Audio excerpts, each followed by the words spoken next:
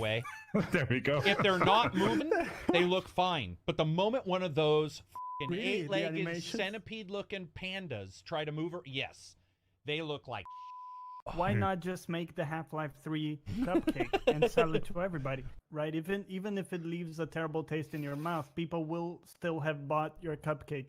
And the analogy breaks at some point, so bear with me, right? And this one time, my mom bought me a shirt, and I was in high school, and I'd been powerlifting and then stopped.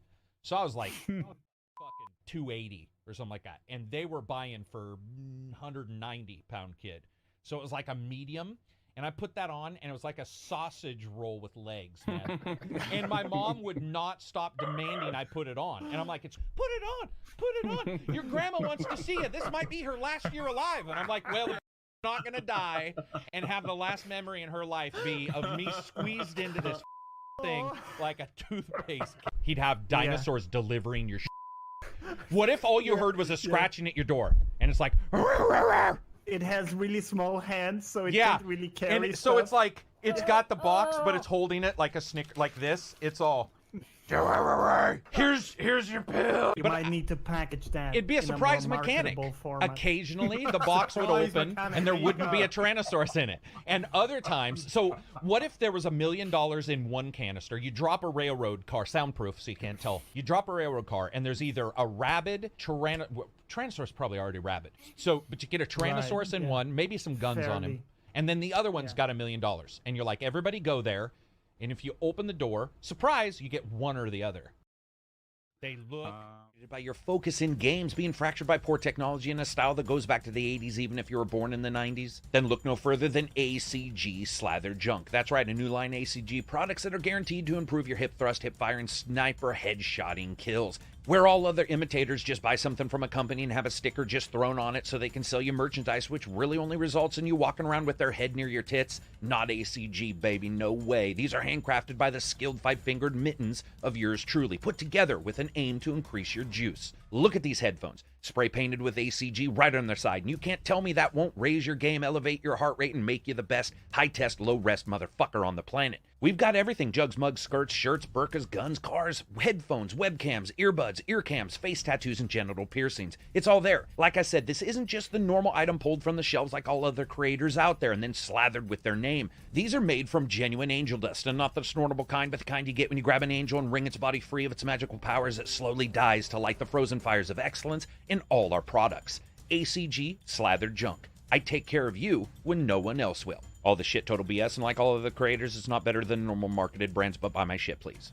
In a world where first-person shooters are relegated to been there, done that status, a new contender has arrived. Today we announce Call of Carrick 2, the Karakaning Limited Unlimited Collector's Ultimate Exclusive We Ran Out of Fancy Shit Names Edition.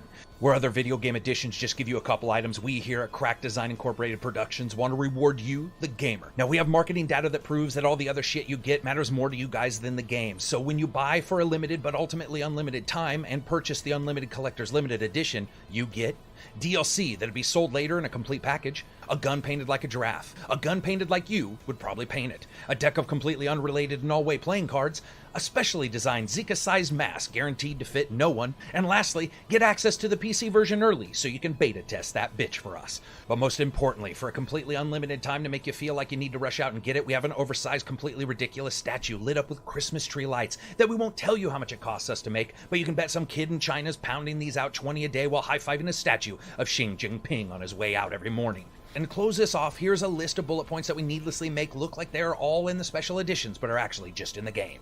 The game. A manual, like that's somehow special. An explanation of the modes right here because it's got numbers in it. It'll make you think there's more going on. And lastly, multiple times where we can use the word epic and massive to make sure that you feel like you're going into a Michael Bay movie. So by now enjoying the epic, interconnected, massive, scorching, huge, big word, interactive, open, but really hub world gameplay experience. This is somehow already being claimed as a classic and instant hit and amazing by websites that haven't even fucking played it yet. So join us September never. Disclaimer, also not on early access services because we're shit with promises. And today, a special thanks to our new sponsor. Have you ever wanted to be a part of nerd culture but didn't have the money to jump into the newest graphics cards, expensive figurines, or YouTubers trying to sell you on 3D printing at home where they get a cut? Well, look no further. A company's found the perfect middle ground for people with just enough money to spend, but not enough to do anything useful with. Carrick Crate, where you get a new crate of random Carrick items every single month. Each month, a different box arrives at your door. Spatulas, used socks, my slightly bent and beat up cheese grater, or a cat. That's right, for only $14.99 per month, twice a month, you get a small crate sent to your house, just absolutely stock full of useless bullshit. Each pack is created to make sure that you get at least 4 rare items as well as 4 items that you won't have any fucking clue what to do with. Now, just some of the amazing things that you can get in your new Carrick Crate: a pair of bloody scissors, used facial scrubber, 1/2 of a well-worn jockstrap, and the last ball of lint that my cat coughed up. Ladies and gentlemen, you won't find a better deal for something to make you feel like you're wasting your cash on crap anywhere else. And these items are nice enough to display proudly around your home as a member of the Carrick Crate. Each comes with a stand made of genuine bullshit. The same bullshit anyone is trying to prattle to you like you're a rot-lipped gape mouth whenever they want you to pay for a mystery crate filled with useless shit just like this. So again, try Carrick Crate. For just $21.99 per month, 4 times a month, each month, twice a month, you can get an amazing crate filled with stuff that you will have no fucking idea what to do with. Carrick Crate, where strange comes to you.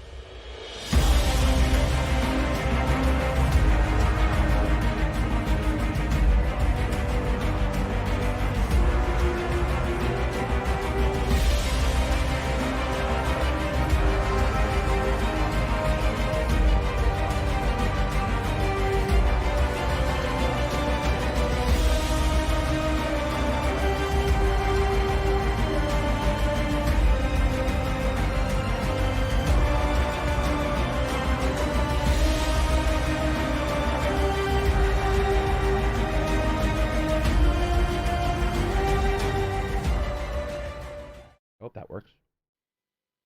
Testing. Sup, everybody? Ooh, I have 2 audios. There we go. Sup, everybody? This is Carrick with ACG, and I'm here with Reg and Johnny and Silver, the 4 original Avengers, technically. We don't want to talk about it, though. Let's go. Yeah, it's scarring. You don't want to hear about it. We couldn't even if we wanted to. Yeah, we had to sign NDAs at that time. They were just like, okay, we don't want to make like Captain America feel bad and stuff, so we're going to just go ahead and have you guys step to the side. And that was basically us. We're doing the international podcast number, I think we're 2 something. I forgot again. I even wrote it down. I apologize. But we're in the 200s. Thank you, everybody, for showing up, for giving a watch. If you watch the Forza review, thank you for that. If you watch the Elden Ring stuff, thank you for that. If you watch anything from us, thank you for that. Let's just jump into it. What games have you guys been playing? I finished Assassin's Creed Origins along with all the DLC. 100% of it. Went on some historical tours. Really enjoyed my time with it. And what really sort of stood out to me was Bayek's voice actor, Abu Shakar Salim, I think. It just really delivers one of the best performances I think I've ever heard in a game. Like his range in that game is just staggering. Like the way he goes from humorous to angry to jovial, charming. It's just really effective. He really delivers on a lot of the game's pivotal moments and notes. And I think it really it stood out to me that a lot of the reason why sort of both Odyssey and Valhalla have sort of faltered in the character department for me is probably due to like the dialogue trees, where that's what really makes the characters schizophrenic, because their conversations never feel natural, because they always jump back to that dialogue branch where they keep repeating themselves. even with conversations you've already had, because you keep reverting to that dialogue branch from other conversation options. So there's this schizophrenic feel where you jump between being angry and then suddenly laughing in the same within the same conversation. Sometimes even with the same topics, where it feels really, really disconnected from the narrative that the game tries to build. And of course, that's not in Origins. Or Origins does still feature like a linear story. It's just framed within the RPG, and a set character, which is also why I think both Bayek and Aya work better as separate characters than, say, Cassandra and Alexios as basically the same. Same thing with Jacob and Evie Fry, frankly, in Syndicate. But yeah, I really enjoyed Origins, and I'm actually on to Odyssey now. I never got to play the DLC in that one either. It's good DLC. What else have you been playing other than that? Just that, pretty much? That sounds like a lot. So yeah, pretty much just that. Reg, Johnny? First off, apparently our nameplates are changed again, Silver's and mine. No. I fixed those a while ago. Okay. They look okay on the stream now. Okay. Cool. And the other one is only Forza because I was away on holiday. Right. Yeah. So not a lot of gamage. Did you try? I think you tried, right? You had some broadband, or you tried some like... I did some streaming, but it's mostly just fiddling around, like being happy that it works more so than playing anything with it. Did you go to the castle that I had brought up? Did you? Because you had pictures. I posted a castle name of very something, and somebody posted a picture of it. I couldn't tell if that was you. Did you go to any castles? Did you go? Yes, the pictures I posted this. Okay. The one in the background. Yeah, I'm pretty sure that's the castle I was mentioning. Yeah, very cool. That's where I was, so that's another photo I took there. Awesome. So do you guys, what does it cost to tour that? Like $50 or something? We didn't go inside. Oh, gotcha. Could you have? I don't think this one does take tours. I was wondering about that. Julian Watkins, $5 super chat says, "Is ACG's microphone sporting a matching beanie?" Yes, it is.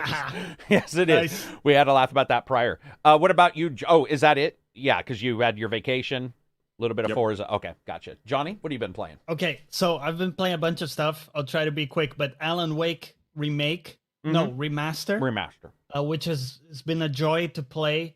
It's very smooth. Looks pretty good for the age it has. Yeah, right. And it's just a great story to kind of relive. I've been playing Darkest Dungeon 2, which is now on early access in the Epic Store. Mm-hmm. And I'm happy to report it's quite good. It's much more along the lines of the classic roguelite, like Slay the Spire, than the original was, for good or bad. And they have cranked up the RNG quite a bit, it feels like. So there are times where all my dudes are missing their hits. And then other times where you get, the crits, and it feels great. So I guess they're playing around with that. But interesting game, and I do recommend people check it out if you liked the original. It's worth the price it's at about $20. And I've also been playing For Honor for the first time. Oh, interesting. I didn't know you were doing that at all. Yeah, for the first time I jumped into it, and I'm playing the campaign. I did a bit also of co-op with a friend. It's sort of like 2v2 in PvP. It was a disaster, right? I'm still very early on and learning. And you find people who have been playing for years, right? And they just body you and overwhelm you. But has a fun campaign where you play as knights, samurai, and the different settings, Vikings. And stuff. What's really great about that game is that the bot system is so robust in it.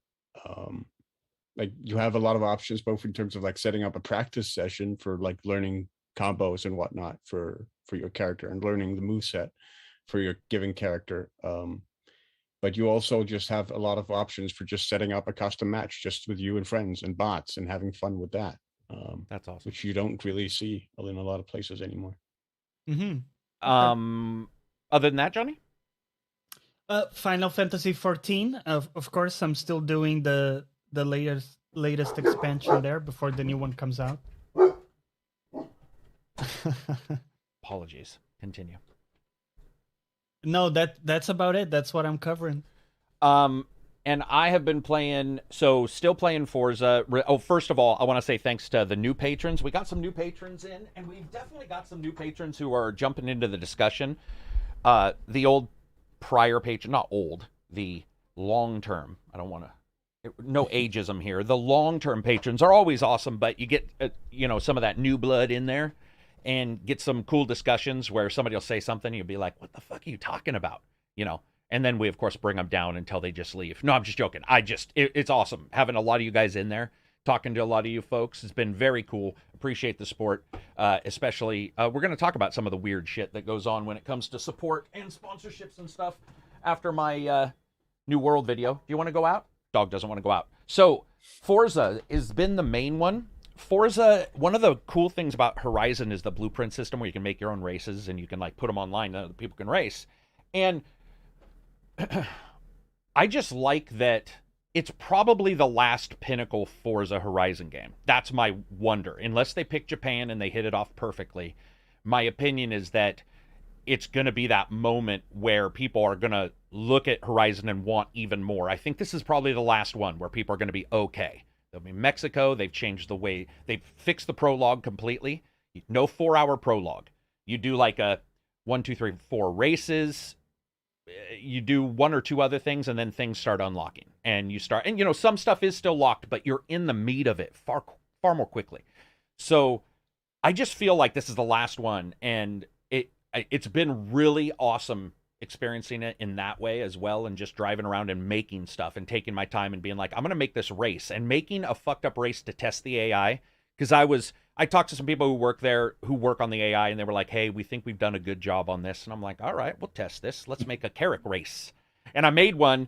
And to be honest, if anybody drove that race, they'd be like, this is the worst race ever made. It's not fun. And I didn't make it to be fun. I made it to test, will the AI do this? Will it not be able to control this or control that? And dude, it's pretty robust. It's pretty cool. The Drivatar system worked fairly well. I know some people are having some problems with crashes this morning. I saw, I got a post on the review where people are like, have you had any crashes? I haven't had, that's been fairly Yeah, I had one on solid. PC so far. One on PC. And it's been solid for me. So it's just, guys, if you're a newcomer, you can watch Lord Addict. He did a review, and he meanders, admittedly. He has 3 intros for the same video. It's funny, but because this is his first review. But you should watch it because he comes at it from, he even says, he's like, see all these cars? There's so many cars. I can't tell you anything about any of them because I don't know cars. And I'm like, that's perfect. Because this is one that you can jump in and you can sort of start playing as a newcomer with not really a lot of requirements. You have the ability to download tunes from other people. So if the car feels weird, you can usually go in and sort of look at what stats you need and adjust those. And overall, it is just a fantastic game. I had some issues with it. I had some bugs, but it's going to be, how you have a GTA 5 where it's that's the third-person open world simulator everyone is compared to? That's sort of the way now Forza is for open world racing games. And it's going to be highly interesting to see how they, how does anybody iterate on that without it feeling like it doesn't have everything? We're all going to look at the next one, whether it be them or somebody else, and say, oh, well, it doesn't have blueprints like Forza does if it's not Forza, those kind of things. Yeah. And I did have a lot of people saying, why should I get it? Because isn't it 4? And we were laughing because, isn't FIFA last year like FIFA this year? But that's not really the same thing that goes on in Forza. Forza adjusts the entire world, gives you a new world, gives you blueprints. There are some adjustments. There's also expeditions, which I found sort of cool. They're almost like single-player missions in this game. And I actually was quite surprised how much I liked that. It was weird. I don't know how to describe it because it actually pissed me off because it happened a lot. And I was like, I don't want to do this. I want to race. But then once I was like, let's just see what they are, I started to actually like them. You go up and put seismic fucking detectors on a volcano. And I got to admit, when you're in Forza, you're all, dude, seriously? This is not what I want to do. But then once I started doing it, and once I started enjoying it, that was great. One thing I don't like about Forza Horizon, they got to fix. Two things. First one, I get a car. I like the car. I blueprint the car. I spend an hour editing that fucking car. I drive 4 feet, go into a race, and it's like, that car is not recommended. Pick another car. And you're like, fuck you, you got to figure this shit out. And it'll say recommended and it happens every time. There has not once in my entire reviewing period was there one time that I had the car that was suggested for the race I jumped into. Now, people will say, well, you can see overall that is true, you can, but what I'm talking about is when you're just driving around, right? You're driving around, you're like, hey man, this is fun, I want to click on this, I want to do this. Graphically, the game is stupendous. I thought it lowered resolution, but then I was told it doesn't. Whatever goes on in the performance mode, it's a muddier picture overall. And artistically, because we can talk about like how many flesticles of flitomai it's got in its polygons, like I don't give a fuck.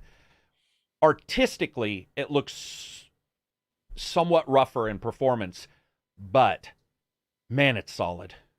Like, it's solid, and it performs well on PC. You did PC, right, Reg? I did mostly console. No shit. Okay, so, and you have an X. You have Series X, right? Yeah. Mm-hmm. And would you say the same? Did you have any, like, dropped FPS? Or No, I switched to performance mode immediately. Yeah. Because I want 60. Yeah. And it went super smooth, much smoother than on PC. Yeah. Guys, it's crazy, man. It's free for Game Pass, and then... What's the other one? It's $20 for the. How do you get it early? $40 to play it now? No, I think it's even more. It's like $50 to play it now because it's the bundle of the two DLCs that are coming, early access, the VIP, the car pack, and it's the complete upgrade bundle to the Ultimate Edition, basically. And I bet you if it's not identical price to what a full game would be, it's very close, because Microsoft figured that out quite quickly. They're like, hey, we got an idea. I think it's $50 and 10% off for being Game Pass subscribers, so it's $45. And something popped into my head yesterday when I was racing. Microsoft snuck up on a couple things this year that I didn't put together until last night. They've got a flight simulator that works perfectly on console. And it's one of the best games I've ever played. Age of Empires scored ridiculously high. I mean, people love that game. And now you're looking at this doing spectacularly well. And it'll probably, people will always have an issue. They'll always be like, well, you should just play it on your, $2,000 PC with your shitty graphics card because it cost $1,500 out of that entire PC. But for console owners, Game Pass, whatever, the amount of quality now sort of popped up quickly. Admittedly, RTS is not there, or Age of Empires is not there for console yet, but it's a good game too. Quick question about the $35 premium the upgrade. 45. What are you getting for that? £35. Sorry. Oh, yeah. £35. So I guess what did you get for that, Reg, that enticed you aside from just the with all the previous Forza Horizons, I bought all the DLC anyway. Oh, okay. Yeah, that makes sense. Right. So that gives you all the upcoming DLC. Exactly. Okay. Yeah. Once you get early access, I still had holiday to yesterday and today, so yeah. Yeah, it's a totally no-brainer, right? Went in on that. Plus, I bought it via Iceland, so I paid $30 instead of $45. Because Iceland values people less, so their money is not as worthwhile as ours. That's how it works, yeah. Roach for $20 with an A in front. I'm assuming that's Australia. Or ass backwards. Australian. Can anyone do an Australian? Not without sounding like a caricature, and everybody will get mad at me, because the only person I watched was like the crocodile hunter, Croaky. It's put out quite a stink. Steve Irwin. Yeah, dude, guy was him and Bob Ross. Like, I could do a podcast just about how they opened up their entire avenue of life to me. I never cared about animals in the way like Steve did until watching his show. And I never cared about art until like watching Bob Ross. And they both like opened up this big avenue. But $20 super chat. He says, hey, ACG, big fan, the best reviewer on YouTube. I don't know about that. There's always Lord Addict. You should check out his Forza review. But thank you very much. Let's see. What else do we got? I recently played Detroit Become All Humans game. Detroit Become All Humans? Is that right? Become human without the all. It is close. Okay, because Destroy All Humans is the other one, right? Yeah, and my brain just put those together, and that was a weird game in my head. And I'm not gonna lie, I almost cried many times. Yeah, I mean, it has some emotional points. Yeah, for sure. Yeah, for sure. I mean, that's It's a very good game. Dude. Yeah. Yeah, very good game, very well put together. And I think when you look at that title, I don't know how Silver felt. I don't remember what you said about this title, but I think that the writing was best in this from him. So it'll be cool to see what he does. Did you like this one? Which one was it? Detroit Become... Am I going to say it wrong? Detroit. No, yeah, I haven't completed it. I did start playing it. Oh, okay. Bro. Oh, he froze. He was warning us. Oh. Okay, he's back. You said There you we go. did start playing it, but you just haven't finished it. Yeah. Okay. It soured. I got soured on it a little bit, and then I stopped and started playing other stuff. What a curmudgeon. He Yep. just hates. Curmudgeon. Yeah. Speaking of curmudgeons, and one of the best... Is that the word of the day? That's the word of the day. We'll just jump to Warhammer. So, Silver, you're going to have to cover the Warhammer Total War Warrening 3. What was the news that popped? Well, first of all, it got a release date. Which is what, please? It was early 2022, and now it's February 17th. So another game for February. Oh. And they announced that yesterday? So they knew all those games are coming out, and they announced it now? Yeah, yesterday or Wednesday. They got some balls, man. They got some balls. Okay. What else? And it is coming to Game Pass. PC Game Pass, which was a big surprise. But of course, that's related to other news of Xbox and Sega working together, because Sega owns Creative Assembly. So basically, Total War, one would assume, is coming to Game Pass in general. So we might see Warhammer 1 and 2 on Game Pass as well. Damn. We might see Rome 2, Total War, Shogun 2, like whatever, on Game Pass. Much like Paradox titles are. So if you like strategy games, Game Pass is definitely going to be an attractive option going forward. You know, you and I mentioned Paradox, and I know there's a DLC issue with Paradox, not going to lie. I know, I'm not an idiot. Yeah. Like, that shit's Train Simulator level. Like, their DLC is crazy, but they've been very open that they like being on Game Pass, and that deal with Xbox and then Sega making this online deal. What I was telling people is, dude, if Dreamcast has a good emulator, Microsoft just needs to throw that online and just do it through the cloud and just be like, play some Sega games or whatever, and that could win for Sega already. Because Sega has, up until, I think, 3 years ago, Sega was already talking about cloud infrastructure, but they just don't have it, but they've wanted it. So the idea of them partnering like with Xbox is pretty intelligent, because we've talked about this before. Do you build your own thing right now? Because that's an output of tremendous money. And then what if it doesn't work? You're going to be like Stadia out there, right? And Google is trying to sell their stuff as white label now. There you go. So the idea of Sega talking to Microsoft, I think that why not? Like, that's perfect. I think it's a good deal for both companies. We'll have to see how that mets out, but I would assume some older titles and those games would be awesome. I mean, Microsoft, in fact, bouncing off of Sega just for a second, with the Crystal Dynamics thing too. So if nobody saw this, also Phantasy Star Online and others.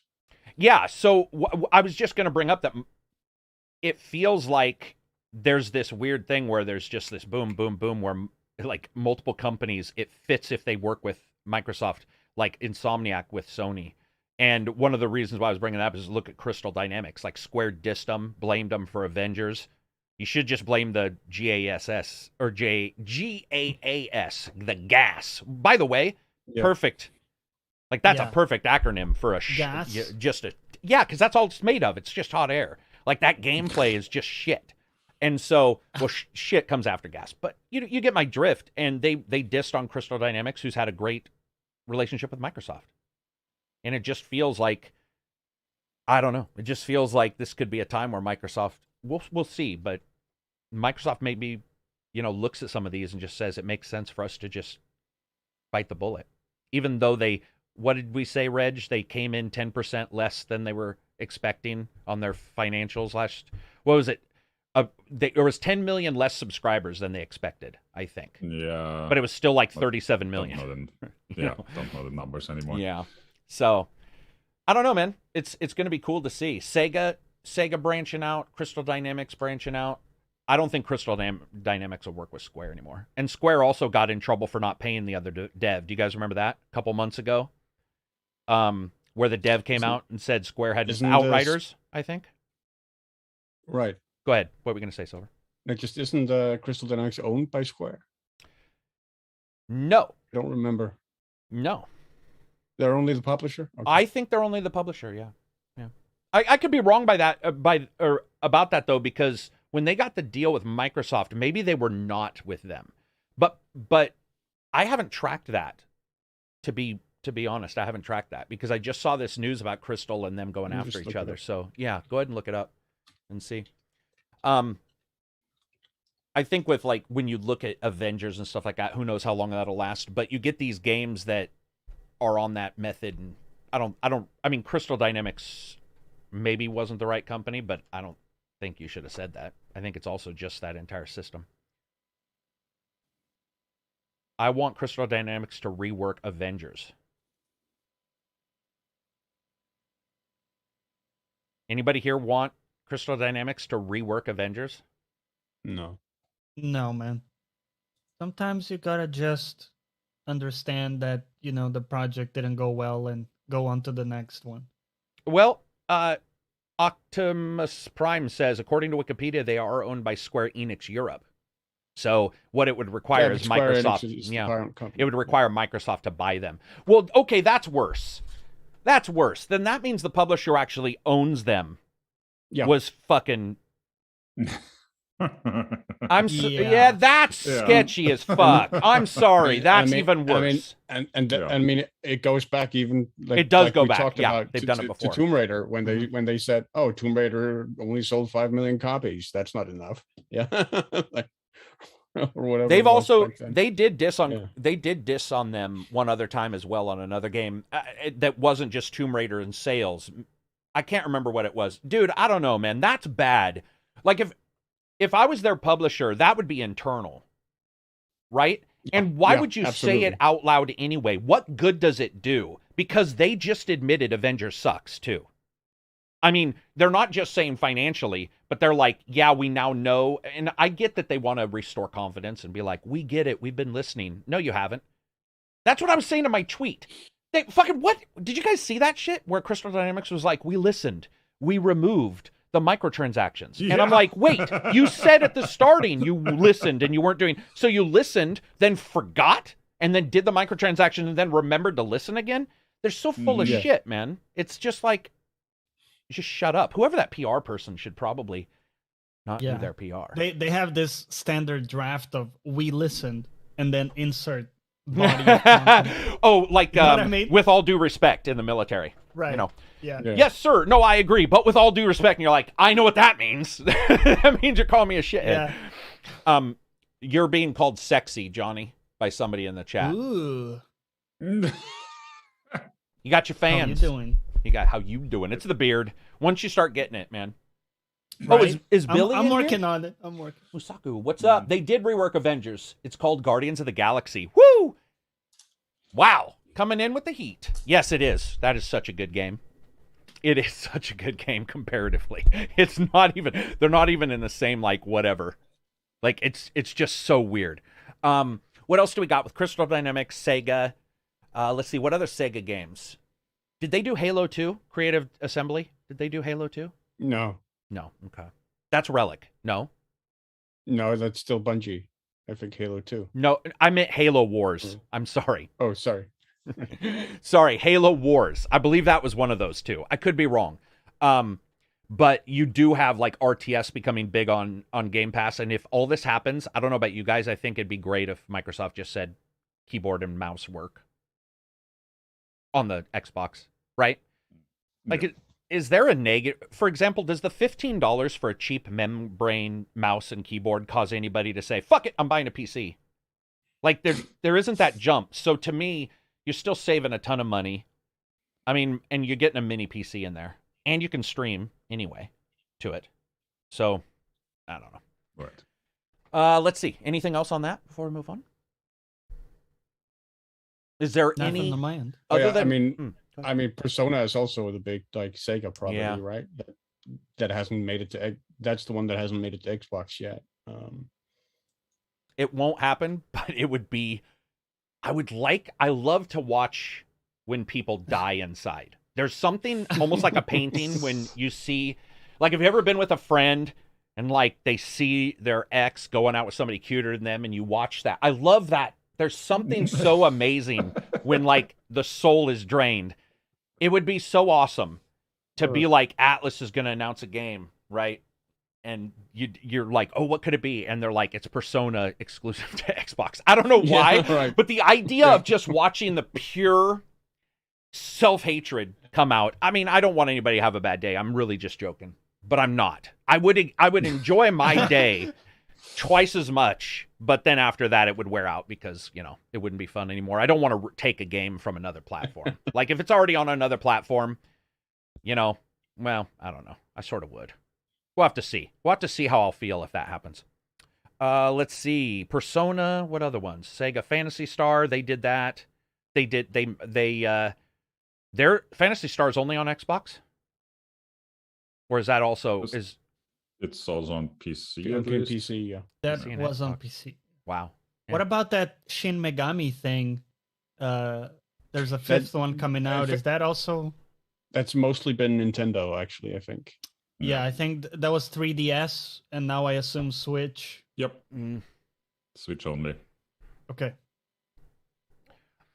Are we discussing Elden Ring? Yes, but we're hiding it behind the term Phantasy Star online. We're doing a little secret. Right, we're secretly Yes. Now, talking in metaphor about Elden Ring. No, throughout we haven't got to that yet. But we will move on from Sega. What else do we got? Bring up a topic. What do we got on the list, Johnny?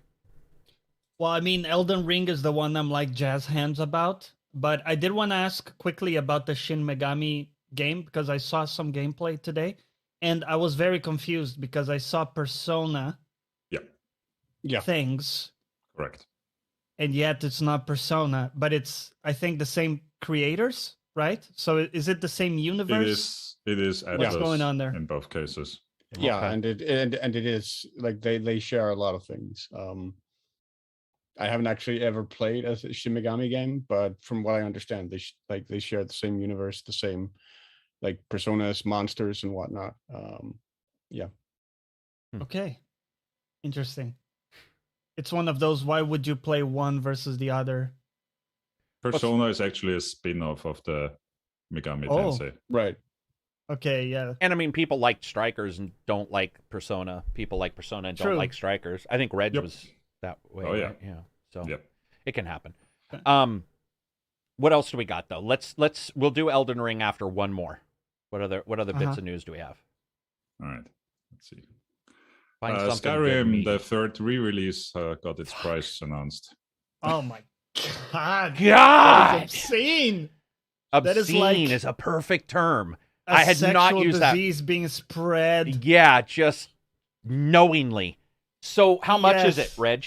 What's the cost? It is $50 US for the full edition if you Mhm. never had any other, or 55 euros for some reason. It's more again for us. Or the upgrade if you already have the special edition is $20.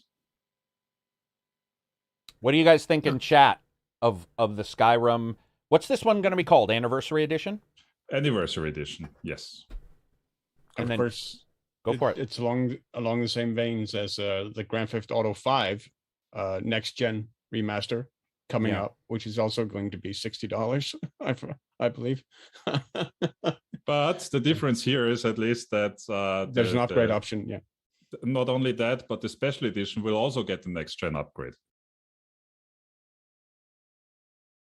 So if you already have the Skyrim special edition, Oh, you I also see. get the next gen version, but you can also pay another $20 to get the DLC bundle. Basically, it's a mod bundle that you're buying. Do you know my biggest issue with the Skyrim thing? It's funny now, right? It is. Like, it is. It's whatever it is now. But I think my biggest issue was when Skyrim Special Edition came out with the more compressed audio and fucked up mods. It broke a bunch of stuff, and that seemed to me, it's like, oh my God, seriously? Like, we've upgraded the game, but technically downgraded it in these other ways. I don't know what's going to happen with this one, but I'm assuming a bunch of mods will be broken, and that's going to suck, because you want those mods actually working. For sure. I mean, they already were broken back when the Special Edition came out, because stuff worked differently. Yeah. So probably will be the same again. And the fishing, somebody said, which, yeah, I mean, there's fishing, but I just guess I don't understand what it is. Why can't they do this? Why is this being released? I guess would be my biggest. Is there something in this that I don't think there's anything in this that you can't get otherwise, because it is a prepackaged mod package, basically. I think they had like a list of 200 plus mods, and those are just bundled in there, and that is the anniversary edition. Dude. Yeah, it's almost like every 10 years you have to make an offering to the gods of Skyrim and offer up your money. Yeah, I mean, people are buying it, obviously, right? It's just with FIFA, which we'll talk about, or something like that, you get a new team, maybe not team, sorry, team dynamic, maybe some new little thing that you can do here. It is a fishing mod. I don't know. Yeah. Who's buying this? I'm always wondering. Silver. Oh, he's back. Oh, now I gotta switch the name tags again. God damn it. Yes. Let me go. Johnny's here. Silver's here. Reg. Oh, geez, I had to change everybody's. All right.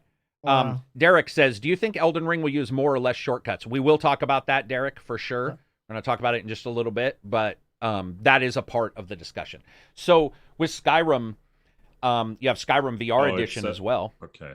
Which includes all Creation Club mods. So yeah, it's a complete mod package. Okay. And those, as Abel just said, those do cost money, right? The Creation, or don't the Creation Club, do those cost money? I thought Creation Club stuff. I don't know.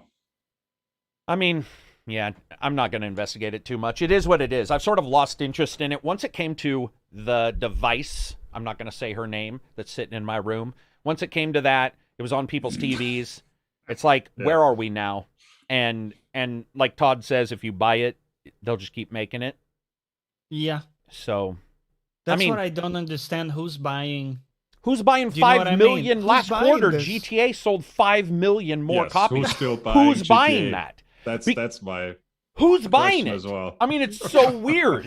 Everyone has 2 versions already. Dude, it is weird. Like, that's a lot. That is, by the way, 5, so that people understand, 5 million, yes, I think Tomb Raider sold 5 million and Crystal Dynamics got in trouble. But for the most part, 5 million would be considered a great number for most companies and most games, unless you're Capcom.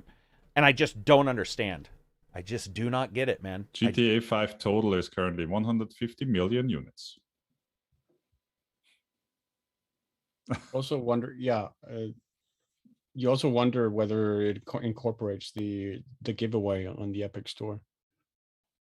So that's only a fraction of that. I think I had looked it up once, and the answer had been no, but I'm not sure. Yeah, I don't know, man. I don't know. Hey, it is what it is. So if you have not played Skyrim, this sounds like it might be the version, but I would state that also keep an eye on it because Special Edition did release and it had its own issues. It is a Bethesda game, and it's probably no existing bugs will be fixed. Right? No, get new ones. Exactly. There is a very high chance that the new version will come out with bugs that have been fixed in other versions, even. So that is definitely going to be quite enjoyable to watch. Speaking of enjoyable to watch, Elden Ring premiere. What was that? 20 minutes gameplay premiere kind of thing. Gameplay preview. If you guys get a chance, watch the video I did. There was a ton of stuff shown. Johnny, what did you think? Because I already saw your jazz hands fly up into the air. Yes. Okay, yeah, I'm excited. Okay, go for it. It's good. Okay, so DS3 for me marked the end of like the for me, like I wanted them to stop iterating on the same thing, basically. 1, 2, and 3 kind of felt like iterations of the same formula. And I thought 3 was a great place to cut it and do something different. So they did Sekiro, now they're doing this. And there's a lot that's fundamentally different in this, even though kind of looks like the same engine, doesn't look completely different visually. But you have open world, you have an actual map that you can open with like things on the map, places you can go and stuff. So there's a lot more onus on actually exploring and traversing terrain towards different areas. And you talked about this, with the horse. The introduction of the horse basically means there is going to be a lot more expanse to cover. So that's going to be interesting how they make it feel not just like different areas stitched together with empty stretches of land to traverse, how they make it feel connected, right? That'll be very interesting. A very big change is the ability to jump, and I'm not being facetious here, however you pronounce that word. Yeah, facetious. Yeah, no, I get it. Because actually being able to jump is a big change. Up until now, you have to do the clumsy sprint and tiny jump thing that never works. And now you can explore stuff a lot more like vertically. You can also jump down where the fall penalty is way lower, it seems. So there's this onus of like being able to explore up and down places, which is very cool. And just the size of things is what impressed me. The ability to look around and it's sort of almost the Lion King thing, where the eye goes. It's your land to kind of explore and go. And I thought the enemies were pretty soulsy, pretty Dark Soulsy. I didn't see anything there that like shocked me, I would say. And the combat seems very derivative as well. Aside from more magic, it does look like they're leaning more on extra magic presence there. There seem to be some stealth elements. I don't know how that's going to pan out. So they're adding all these different things. And I think it turns into a very interesting experiment for me to see how they can put it all together into like one package, because it almost seems like they're throwing a lot of spaghetti on the wall, seeing what sticks. Yeah. And I'm curious if that comes across as a disconnected mess of different things, or if it's all interweaved to produce something cohesive that works. Silver or Reg, any thoughts on Elden Ring? Go ahead, Reg. It looked more colorful than previous games, more varied to me. But still not like a game that I would. That's why I figured. That's where I knew where that was going. Okay, gotcha. Although it also seems like there's more NPC interactions, I want to say. Yeah. Because in previous games, they had some NPCs and some people to talk to, but it seems like that is on a higher level now. Silver, any thoughts? Yeah, I mean, when you do a gameplay demo and you cut off or remove the HUD, you're immediately going to give good impressions to me. I appreciated that. Even if it were just for the effects of the video, I hope they will at least allow for that it. Option. Yeah, allow for that option when the game is eventually out. I was impressed with the world. I was particularly impressed, as Johnny touched on, by the game map, the in-game map. I thought that was absolutely beautiful. Like that looked like a fairy tale map, like from a fairy tale or an adventure, or like of olden days. Was really, really nice map design. Really, really liked that. I was less impressed by the combat, which looked very, very Dark Soulsy to me. Which you're not a big fan, right? No, it's always been clunky. It's always been clunky to me, and it still looks a little clunky. But we'll see how it plays. Definitely looks interesting. The world design looks compelling. So yeah, looks interesting. I would say I agree with Johnny and say that it's going to be weird to see them put all this stuff together, because that game has a little bit of Dragon's Dogma, a little bit of Sekiro, a little bit of Dark Souls, a little bit of blah, blah, blah, blah. And there was a lot of RPG elements in that I wasn't expecting. Also, people don't realize, like, I know a lot of people are all, oh, they just made the world bigger. It's not how it goes. Not only do they make the world bigger, they change it so the skills are out there hidden, and you traverse. So if people take all fantasy games, for the most part, Dragon's Dogma, probably not so much, but for the most part, traveling can be dangerous, but it's not like dungeons. Almost every game, Elder Scrolls, blah, blah, blah, you do your normal traveling, you might meet a bad guy, and then you go into the dungeons. That's the evil stuff. Souls reversed that and said, everything's evil. Everything can kill you. The curve of your ability is quite close to the enemies that you meet, and many times below it, which then requires you to actually game the system or figure out your own stuff. Or if you're playing Sekiro and you fight that goddamned ogre that can grab you from 8 miles away and throw you off a cliff, it causes you to rage quit.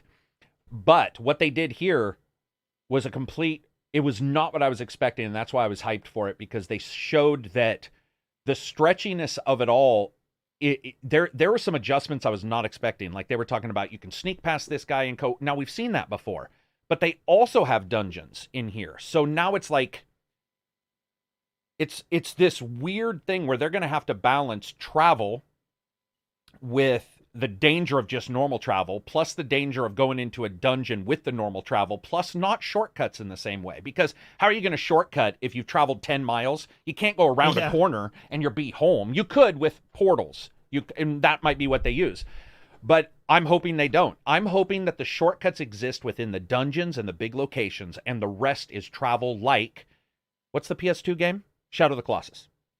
Yeah. You know, and to me, what I saw, it's Dark Souls. That means the combat ain't, I mean, I get that people like it because it's hard, but it certainly isn't what you would call like super fluid or anything. But they did have some cool stuff where they were showing a little bit improved dodge effects and stuff when the guy dodges and the spear goes over his shoulder. Like that was nice. But it is going to be a stamina-based game. There is crafting, there is resource gathering and collection. I will say that I thought artistically, the biggest impression I got from this was they did something very smart. If you guys remember, Todd Howard came out when they showed Skyrim, and he's like, see that mountain? You can go there, right? And so what they did was they adjusted the graphics so that everything looks like it's within the game world. If you go and watch Elden Ring's trailer, they did the exact opposite. If you look, everything looks painted. All in the background, that does not look like it's gameplay locations. Go look. It looks exactly like a 1980s Dungeons and Dragons, Larry Elmore, Brom, old-style fantasy oil painting. And that was the best part. Because how do you separate yourself from Dark Souls? Well, you go Sekiro, right? Neo, Surge. So these guys had to figure out a way to do it, and what they did was mystical oil art painting with a ton of magic. And the magic looked pretty sweet. When he casts that cloud of arrows over that bad guy, and it's just like, and you see the bad guy stuttering, I wasn't like, oh, that's a get out of jail free card, because the guy probably hits hard, but it felt a little bit more manageable. Yeah. For what I assume. From the horse, things and like shooting that. from the horse. And I know some people were like mad that the horse could leap, and I'm like, dude, you're undead. At some point, you have to just be like, let's not worry too much about the realism of the horse and if it'll break its legs. He also did fall a ton or leap off stuff, as Johnny said, I said in my... There seemed to be no falling damage. Yeah, and I said that in my trailer, like, if that's true, then that opens up a world of hurt for game developers. Can you imagine trying to QA a game where a person can be like, there's the bad guy 6 miles down, but it's not going to hurt me. He's undead anyway. And he's just going to leap off this cliff. So there's some very cool stuff there. I agree. I saw the sandbox in the background, and it almost threw me off until I saw the map and how big it was. Yeah. I don't know if you guys saw, but when he chose the place on the map, though, that's the one thing. The scale seemed weird. So he's in the map. He goes to the top left. He hits. He's like, I want to go there. And when it was probably just the way that map pointer appeared in the game world, but it appeared closer than the map showed. The map seems big, but then that distance didn't. We'll have to see that it's a small quibble. It's just something I noticed when I was looking this over. But yeah, And boy, do these guys like their fucking cape physics. Jesus. Oh yeah. Yeah. Dude, capes got capes. The one guy's got multiple arms, and like I'm pretty sure he's got 3 capes. It's just like might as well. He's got multiple arms. Bringing back the capes, dude. Well, Bring capes are back the cool for capes. showing you if an enemy is going to attack. You know, it's a great way to show you an opening for, an attack if you watch the cape versus seeing somebody in armor move can be a little difficult, but seeing a cape and knowing that when it swirls this way, this is the attack he's going to do, might help. You were right, though. They didn't do much with the enemies so far. Yeah. Right? They could So have been far. teleported from a Dark Souls game. Yeah. Yeah. And maybe that's where they're still working on, all those designs. Dude, that dragon landing reminded me, though, of Dragon's Dogma. So in Dragon's Yeah, Dogma, absolutely. you have that fucking, what is it, griffin Yeah, come the down. Griffin. Yeah. One of the And how best you see moments the in dragon gaming from ever. afar? Yeah, and that dragon replicated that. And you see what are those, skeletons or frozen dudes? They're like, dudes are frozen around a fire or whatever. And of course, he's going to just fuck them up, right? But he just lands on them. He's just like, fuck this space entirely. And he just, there's a lot of really cool, like, weighty moments in that. But you are right. Silver's right. The combat, you still have the stab him in the eye, where like something about it seemed janky. I'm not nitpicking. I'm just saying I want to make sure people don't think we think it's the best. Like that it looks next gen or something. It was impressive to see something different from them, and we'll have to see how different it is, because it may not. We may jump in. It may not be so different. I think the horse riding alone changes a ton of stuff. Yes. Like it almost felt like a mini Monster Hunter it did. experience out there with the horse hunting a dragon kind of thing. Yeah, or the dragon hunting you. Sort of difficult to tell at that particular moment. Do you know the thing that did not impress me in that game at all? And I forgot to mention this because I was mentioning stuff I didn't like, but I forgot to mention this, and I should have. I felt that the dungeons looked really bare. You know how in some worlds you go into and there's like a chest at Final Fantasy? There's a chest in a corner, and that's it? Right. There was a couple there that I didn't like. Special of the week, $20 super chat. After watching the play demo, I feel as if all of the games are the same. What I mean is the world is pretty, but the interaction with the world is limited. Wonder why that is. You walk through foliage. The AI is the same. I don't know that part. I don't know what you mean by the foliage, but they are. Yeah, it's not going to be. It's not right? a shooter. It's not going to magically be, a first-person shooter tomorrow. So there's going to be... I will say there are more interactions now with the world and the NPCs, right? as Reg said. You showed the cauldron dude and that kind of thing. And with the weather systems, like maybe some stuff you can only do under certain situations. This is why Dragon's Dogma comes up. Day and night, weather variations. Makes a big difference. So, and by the way, all the Dark Souls games have always been very audio. What I mean by that is, I can't tell you how many times I came around a corner and I knew the enemy was there because you could hear somebody's armor. Like, and you'd be like, oh shit, there's a bad guy. You hear them breathing. Or you hear them breathing. Imagine in this game, you go to a spot, it's sunny, everything's fine. No issues. You can hear the enemy. You go and it's raining and at night, and suddenly we know that they're going to be more aggressive, and you can't hear them anymore. That could change that entire location's feel, which, by the way, isn't brand new. It's not. I'm not saying we haven't seen that, but we haven't seen that in a Dark Souls game. Yeah, it's a nice addition. Gut Bomb says, "Here you go, bro. You do you. $20. Thank you for the super chat. I will continue to do me. Thank you. That sounds. I do me all the time." Yeah. Astro says, well, the way Tsushima interacted with the foliage was amazing, putting his hand out. Assassin's Creed does that. Yeah. Origins. Yeah. The Gladiator. Yeah. Somebody watched Gladiator too many times. Patting the foliage. But yeah, it's so cool. They did say there's one difficulty though. That's going to turn a lot of people off right away. Yeah, but I mean that was expected. Yeah, they stick to their guns. I think it was expected, but I do believe that currently with the everybody should be able to do every single thing generation that we're in now, I think that there was a lot of It still is a bit of a shock always when people see, no difficulty setting. Yeah.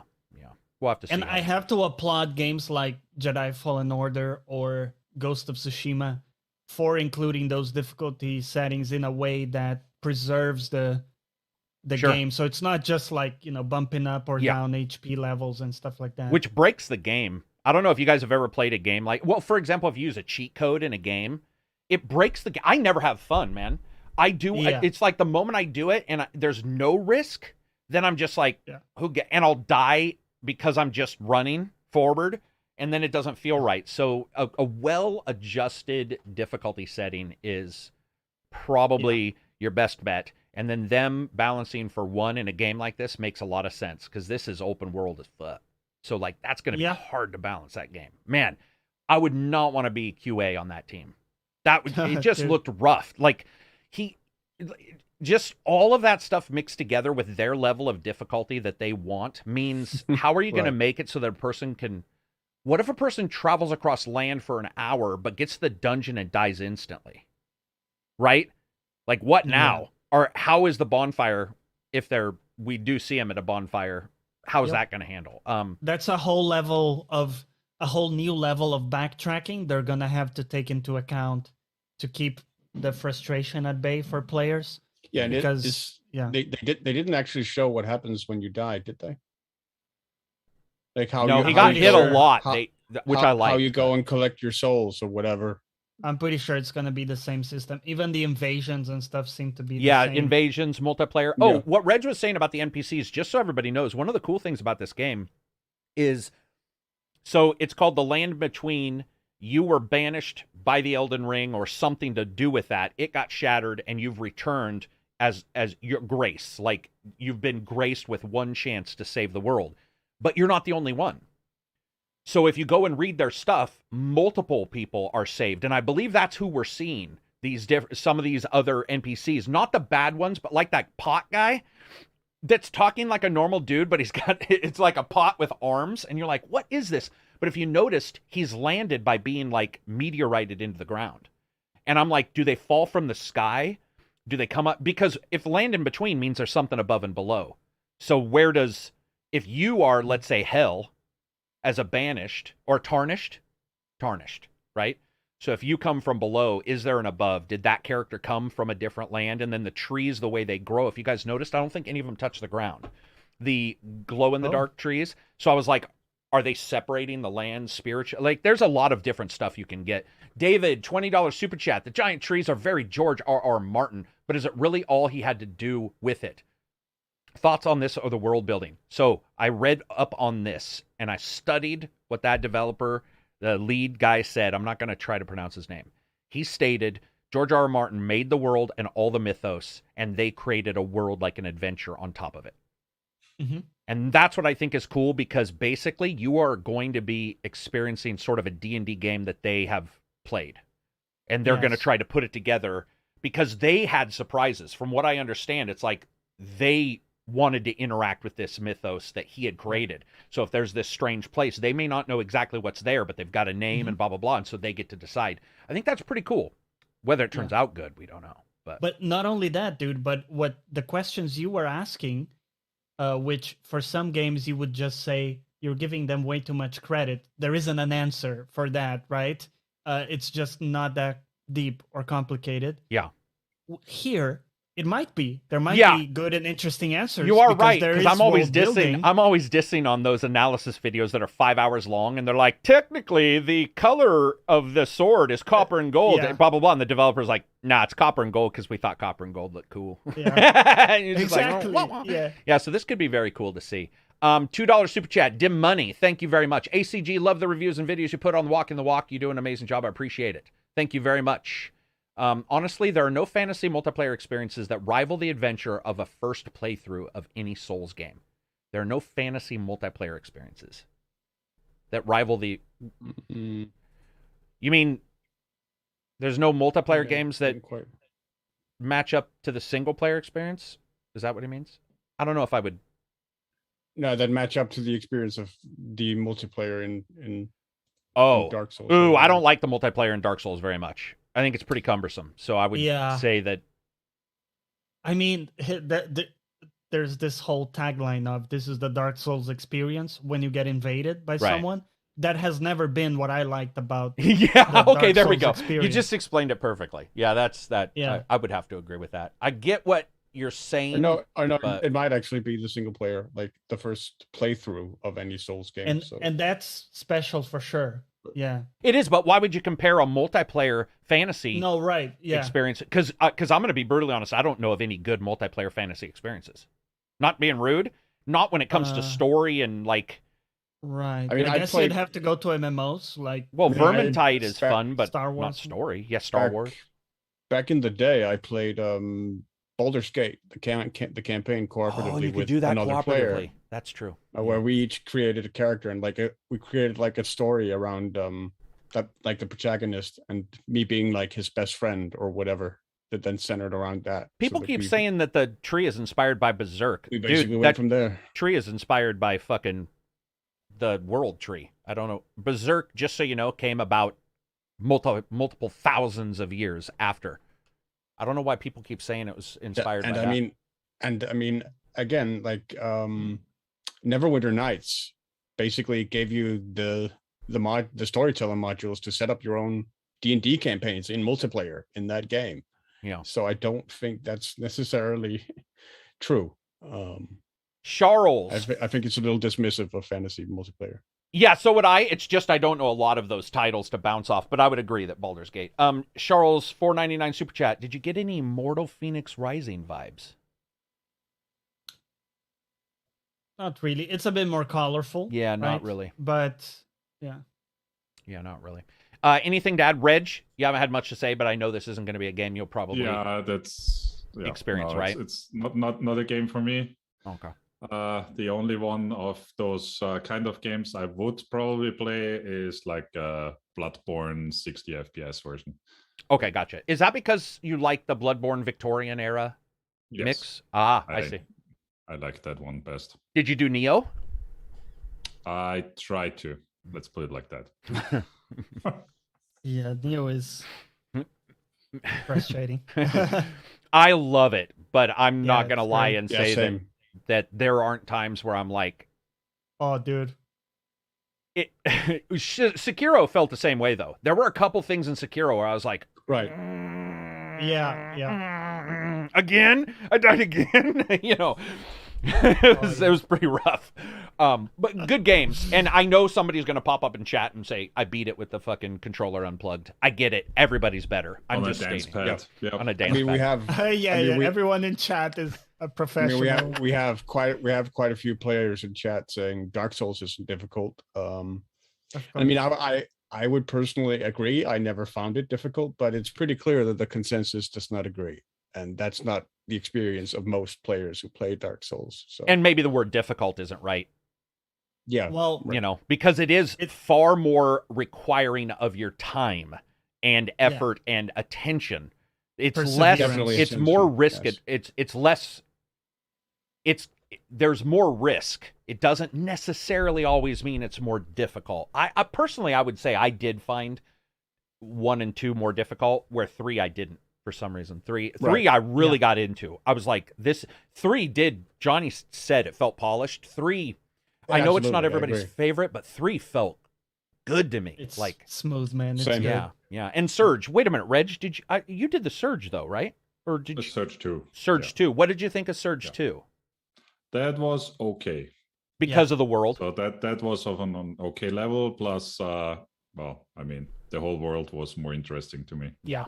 No, I get you. It's funny. I was talking to a developer about it, and I was like, so, like, what do you think about this and that, and you know, the difficulty of all this stuff? And he was like, dude, the hardest thing when you're making like a Dark Souls style game, because he has worked on 2 of the games that we've discussed. He was like, one of the hardest things to sort of work on in these games is to make sure that people feel that they're being rewarded by dying or getting their butt kicked. And he's like, it is really difficult. Even if you like difficult games, it's even a person who loves difficult games, sometimes you'll say, why do you like it? Oh, it's the challenge. Well, translate that to English to somebody else. Challenges can be anything. What does that really mean? Yeah. And he was saying that like they would have meetings where they'd sit around and be like, how do we tell somebody if somebody dies? Let's say have you guys ever done this where you meet a boss and you do pretty good and then the consecutive run you do worse and you're like, yeah. how the fuck? Like, how did that happen? How did I didn't make it near as far. And he was talking about how do you reward a player? How do you make them feel like you continually beat the shit out of them, but there is a nugget somewhere, and try to get them. The most important part between like challenging and just frustrating games is if they make you feel like it was a cheap shot versus it's just something you can improve on. Yeah. Like an enemy that's hidden behind the door frame and just jumps you as you walk through, that's a cheap shot. Yep. But if the classic boulder from out of nowhere. If it's mechanically your fault that you're dead, then that's a whole different story. Yeah. Right. Yeah, because that also plays into the late night game where we've talked about it, where your reflexes are off and you can tell and you're just getting smoked, and you wake up the next morning and you just annihilate the guy without looking. You're like, what happened? And it's like your brain needed a recharge, bro. Yeah. It'll be I've always been attracted to trial and error gameplay, to like learning where the optimal path, like through a level where each enemy pops out and when they do and whatnot, and eventually combining that into the perfect run of a level after like 200 tries or however many it takes. That's always been attractive to me. But that is, I think, that in the minority. That is Super Meat Boy for me. That's like the only game, because the retries were so instant all the time, right? And the level's so short that approach worked for that game. Elite says the ogre in Sekiro was my only problem with that game. Man, I agree. Dude, I remember the ogre more than any boss. Whether it was a cat dude that kicked my ass, that was a normal enemy, but that ogre, fuck you, From Software. I don't know, fuck man. You. The last boss was, if I didn't do that like 20 times, I don't know. Trying to think who the last boss even was in that game. It's been a long time for me because I did Neo after Sekiro, and I felt like Sekiro leveled me up because I was doing Nero just like I got this like the second time. But I'm trying to think of who the thing that always annoyed me in Dark Souls was the physics rules that apply to you and not to the enemy. Oh, of course, yeah. So, well, that's what Reg is talking about. Even though it's not the enemy cheating you, when you feel like the rules are just there to you're like, why is this hitting me? Like why? Yeah, and not anybody else. My sword is bouncing off the wall, but the enemy can slash the giant two-handed swords through every pillar and wall. The guy who made the Surge, prior to the Surge, they made the Lords of the Fallen. Yeah. Dude, that game had that issue where your shit would bounce off stuff and the enemies would be like, ha, ha, ha, ha, and you're just like, no! When I see an enemy do that, it reminds me of when I'm playing a shooter and I'm using third-person camera view to cheat, you know? And I get that the game knows you're going to do that, but you're like looking around corners. It feels like all the enemies have that. And you're just like, dude, I can't. It doesn't feel right. And that, swinging and seeing anything go through a wall kills me. But honestly, they do that most of the time because players would game that system. If they're, and we do. I've had it where enemies will hit a wall or whatever, and of course, what do? We go around that wall, you try to get them to bounce into the wall multiple times so you can, figure some cheap way around it. But on my second playthrough of Sekiro right now, and that fucking ogre got me tilted. Yeah, dude, I'm sorry. Thanks for the super chat, guys. We'll get to them in a second. Anyone play Mark of Cree? Mark of Cree? No. Man, no. Haven't played that one. What else do we have in that series of games? That's pretty... I mean, there's some side games, but I think those are the main ones when you add in Surge. Yeah, it's going to be cool, man. I think Elden Ring is George R.R. Martin's... I'm not a big fan of his stuff other than Aces and... What is that? Wild Cards? His Wild superhero Cards. Stuff. Yeah. Very good. Huge fan. I wasn't a big fan of Game of Thrones, but here, that magic, man... Because I think magic could be the ultimate, what do you call it? It could help distill the difficulty a little bit. That's true, That'll be okay with me. If it's you got to go through these guys, but you can of like the co-op, where it's an additional tool and the for summons. You to... Did you guys see the summons? Yes. Oh, that one time he summons 6 dudes, and you're just like, or that's a big awesome. One. He summoned a massive dude. And the enemy cared. How many times do you summon a dude and the guy runs through you to kill you? And you're like, dude, come on. Am I a joke to you? I just summoned 7 dudes. Yeah. Come on, man. At least pretend. Yeah, in this one, it was awesome because they were He summoned that big guy, and the enemy and him just were like, we are going after one another. And I thought that was so cool.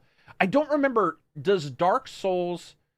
So Neo has the big spell thing that you can do. You can turn into Dark Souls has magic systems, and they can mitigate the difficulty. But do they have a summons in Dark Souls?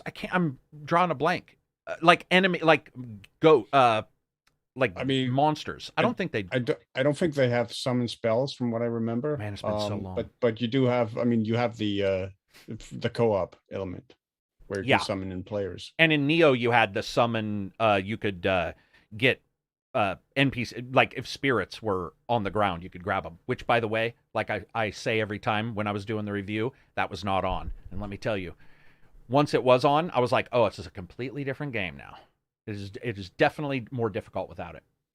I mean, the reasons to clear up for chat, the reasons I never engaged with magic in the older Dark Souls games was because I preferred just staying melee. So did I. That was what I did. Yeah. I mean, it was there, but it was nowhere near what we're seeing in this trailer. I mean, this trailer looks nuts. There's way more going on in this trailer. What else do we got? Actually, let's read some questions. What do we got in Discord? Some patron questions, Johnny. Johnny's like, shit, wasn't prepared. Wasn't prepared. Okay, here we go. This is Astros Ice Bear. Can you talk a bit about NFTs and blockchain games? EA on a financial call said NFTs and blockchain games are the future. Ubisoft on board. Steam has banned NFT blockchain games. Do you feel they would take gaming into a better place or worse? And real quick, links an article for reference. Real quick, what those are, so that people understand, is, and the easiest way to describe it, but a sort of a dumbed down way, is imagine that when you get an item in the game, it now becomes a unique item. It's just for you. It's an NFT, which means it's digital. It's like there's some worth to it. We've seen a couple card games where that's a thing now, where you'll get like cards that are worth more because of their rarity. But we see it with Steam cards already. What are those called? Steam trading cards? Steam trading cards, yeah. So the honest truth is they're a step close to... They're not an NFT, but they're pretty close when you look at like how Steam trading cards work, which was weird because Valve stopped it. And I was like, of all the people. But regardless, blockchain stuff basically takes every single thing you do and turns it into something tangible. And it's weird because I don't know if you guys, if you listen or read what they wrote, but what they were telling you wasn't that a new game design system was something in their future. It wasn't new technology that was going to allow them to make better games that was in their future. They quite literally stated that it was simply the NFT part that is in their future, and they wanted and were desiring to figure out a way to get it to go in, which is what Square said, by the way, with Crystal Dynamics and Avengers. And they stated it's apparent that they weren't able to do it, but we're going to continue to push it. And I'm just sitting there going like, that is the quote right there, that they're not even talking about the gameplay. They're not. They have bought into GAS. They bought into it. They bought into NFTs. They do not care about the game. That's very clear. It had nothing to do with we want to make it useful to the gamer or anything. Well, yeah. That's like secondary. That's just the feed to get the cattle to the ranch. Gaming Addict, $2 super chat. Just woke up. Hit that like button. What's up, Gaming Addict? We did pimp your racing review earlier today. So in this chat. So hopefully you got some extra views from that. Yeah, man. I mean, if you guys, sometimes it's what you don't say. And they didn't talk about games. And I mean, I get it's investors, but a lot of times they'll cloud it. They'll obfuscate it, you know? They'll be like, we're just trying to help the investor by selling horse armor. Not here, man. They were just like, it didn't work because those guys suck. And so we're going to continue to try to get it to work. And you're like, is there a chance that game design itself sucks? Yeah, we're going to continue to try and jam this square peg into this round hole. Yeah, NFTs are here, guys. Blockchain is here, and I don't have any clue what's going to happen other than you will... Dude, imagine, for example, right now when Reg bought Forza, and he got 2 expansions and maybe some skins. Those skins are the same skins everybody else gets. They will find ways to make it so that those skins are unique to you and are locked down in the blockchain. And now it's suddenly worth something. It's... I mean, look at Valve and CSGO. There are already not unique weapon skins, but so rare that they might as well be, and they go for quite a lot of money. Yeah. And they're also, you guys got to realize, they're going to try to pimp up the fact that while you play, you might get something back, and so you can sell it. And the reason why is because right now, people are worried about money, finances. And if a game can tell you that by playing the game, you can get something, but somehow figures out a way to get around gambling laws, that is where blockchain is. Yeah. Just so you guys know, it's because gambling is now illegal in most games. So what they're doing is they're just like, okay, well, NFTs aren't and blockchain isn't, so we're just going to use that. Where blockchain we met, especially with Valve doing that. I could see Valve, if they're banning it, like, what does that mean? I guess it just means Ubisoft won't do day and date, right? Or, I mean, what do they do? I mean, the trading cards are actually pretty close, also because Valve takes a cut between every single transactions between users. Yeah. So every time you sell one of those trading cards, Valve gets another cut. Yeah, and it just sucks because I don't even like achievements because I feel that they impact the game in some way. Just because of devs I've talked to, and those are small. Well, unless you're playing Forza Horizon 5. Then they're not.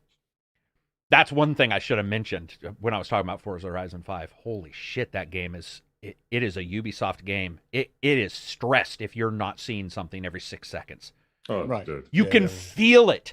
It's like in a panic, Reg, when you're driving. It's like, I gotta tell him something. And it's like, there were times where I was getting ready to race and I would hit the X button and it would roll. And I'd be like, why is it rolling? Yeah.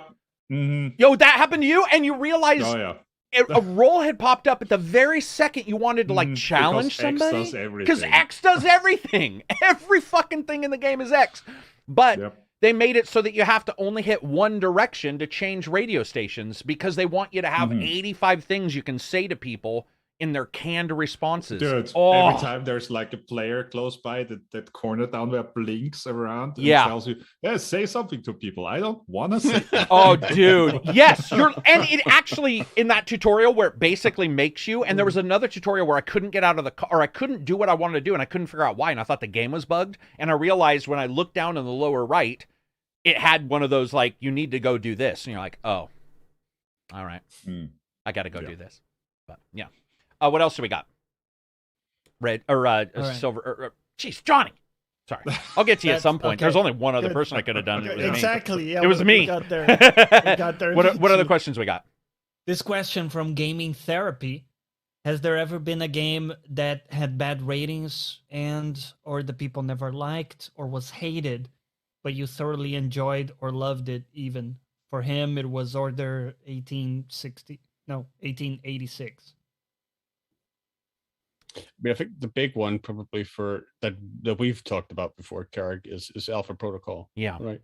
Yeah. Because that game certainly one of the big ones. Was dissed on. Because that game was dissed on, deservedly so, one would say, because it has its issues, definitely. But it also did a lot of stuff that other games haven't really done successfully since. And it did exceptionally well in terms of narrative branching. So that would be one of the big ones for me. Advent Rising would also be in that list for me. Definitely a game I would never tell somebody to get, but that I thought was very cool. What about you, Reg? Got any?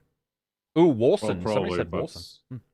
Remembering. Oh, well, I mean, that werewolf game, for example. What was it called again? Werewolf the Apocalypse. They didn't even try. Yes. That's what it was. Yeah. That's the D&D game, too. Yeah. That game was low-key sort of fun, though. So, like... Well, yeah. But it's definitely not highly respected or rated. Yeah, for sure. What about you, Johnny? I'm thinking. I don't know if I have any. Because you like all games as long as you're with friends, right? Just joking. Well, I'm trying to think of one that like it was actually like people think is shit, but I like. I don't know if. Yeah, shit's maybe pretty I'm harsh, just not right? That controversial. Yeah. Let's see. I'm trying to think if you've ever come in and been like, hey, I like this game. And I'm like, what the fuck are you thinking, Johnny? Well, I've had the opposite where people love a game and I didn't like it. That is true, because there was a game... Like Disco Elysium. Disco Elysium, yeah. Whatever, dude. Get off the podcast. Whatever. You're Like, wrong. there's too much text in this game. He didn't say that, did he? Point. I don't think he said that. That'd kill me. That if he said that, I'd be like, come on, man. Now I'm getting miscorrected. That would be awesome if he said that. He'd be like, but you do see that, right? Like in a game where like there's shooting, somebody be like, there's too much shooting. And you're just like, did you write that? Did you think before you, like, what is that your real complaint? I actually liked Cyberpunk. There we go. There you go. Yep. So I got nauseous right before you said that, and I can't tell if that's like from too much caffeine. Oh, I haven't had any caffeine. If that's caffeine, or well, it's not caffeine. Maybe it's no caffeine. Maybe I need. Wasn't that bad? Or if it was because you said Cyberpunk. An argument with me that mine is Avengers, because I just played for 90 hours. Yeah. For some incredibly. reason. Yeah. Incredibly. So that was really a love-hate relationship more so than a love relationship. I mean, dude, I liked Fallout 4. A lot of people hated that. I liked Fallout 4. Like the hardcore fans. Yeah. A lot of people also didn't like the talking in Fallout 4, and I actually liked that you had a voice finally. Yeah. And there were so many people who were like, I want to be mute. And I get it. You know, But it's funny. I actually did a video on this just today, the silent protagonist thing. For me, it made sense. Yeah, just today, actually. It made sense for me in Fallout 4 because it was a much more linear thing. You, as a player, didn't have that much input or impact over dialogue options as you did in prior titles. So it made complete sense to me that you had a voice for the character. Gotcha. To kind of flesh it out a bit more. I think that made sense. I think you and I are not that. And Silver's like, I can't stand it. I can't abide by the lovers of Fallout. I'm just joking. He'll be back, guys. He has to go back to play Avengers. Yeah. What did he say? He got 90 hours in Avengers? Well, yeah. I think something more, preposterous. I think it's more. I'm pretty sure it's more than 90 I think hours. he's sugarcoating it. I think he didn't want to get completely dinged. Do we have any other questions in Discord? Yeah. So next up, this question from Migux7. Have you, as opposed to all the other Migux? 140 hours. Sorry, I had to look at it. Okay. Good. They're calling him out a little, exposing him, but that's okay. We're amongst friends. Hey, guess what, Silver? You have 100 and how many? 140. You have 140 hours, bro, in Avengers. Reg's checked. Yeah, no, that's just on Steam. That's not actual play hours. That's just on Steam. Yeah, that's true. Oh, that is true. Yeah, if you let it idle or whatever. Yeah. Okay. Sorry, go ahead, Johnny. All right, good. So Migux says, have you seen the Crusader Kings 3 mod that allows you to play out the battles in Mount and Blade Warband and transfer the results back and forth between the games? I posted about it. It's amazing. It's awesome. Yeah, well, he asks, will you check it out? And what other games would you like to have cross mods in that way? I mean, I love that idea. I think it'd be cool if, like, Fallout, the old Fallouts and the new Fallout, like, somehow you could, there was something there. I don't know of any other games that are that connected, because those feel like they're in the same world. I mean, they basically, time-wise, they sort of are. But I loved that. I love the idea of that mod, so that anybody knows what's going on, basically, in that game. You play one game. As far as I know, this mod allows for you to take your content and your how far you've got and the various different things and take it completely into a separate game. And I was posting, I found one other game, I think it's called Automobile Tycoon, that lets you take your car designs from that game, completely unrelated, and put them in Beam, which is a car game, and see them in the car game. I just think that's awesome, man. I mean, that's an amazing game. Like, the ability to be able to do that, it reminds me of when I first found out about the randomizers on Nexus files, when I found out that, like, Hitman could be randomized, or Sekiro. And I was like, holy shit, that changes everything. Like, that is such a... If you're really good at those games, just hit a randomization each time or whatever, Right. You could do some crazy stuff with that. Let's see, what else? Apple Crow says, I loved Evolve from the beta on, but that game was eviscerated by just about everyone, and it was a perfect storm of everything going wrong with the game. I liked Evolve. I mean, I didn't love it, but I enjoyed Evolve. Yeah. Ooh, it was almost impossible to lose as the monster. I don't remember that. But if that's I think true, maybe that if would you suck. were very good, that's true. But for most people who played it casually, Yeah, I can tell you it was 100% possible to lose as the monster. yeah, I challenge accepted is what Johnny's saying. Johnny's like, challenge accepted. You can't die. Don't underestimate my inability to play the game. That's awesome. Do we have any other questions before we move on? Yeah. So We'll do one more.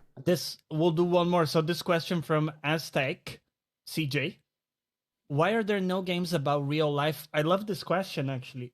Why are there no games about real life people events? Movies do these stories often, but I can't think of one game that has done the same. Do you think these kinds of stories would translate well as a game? What real person or event would you think would make a good game? He says, I know major wars and whatnot are popular.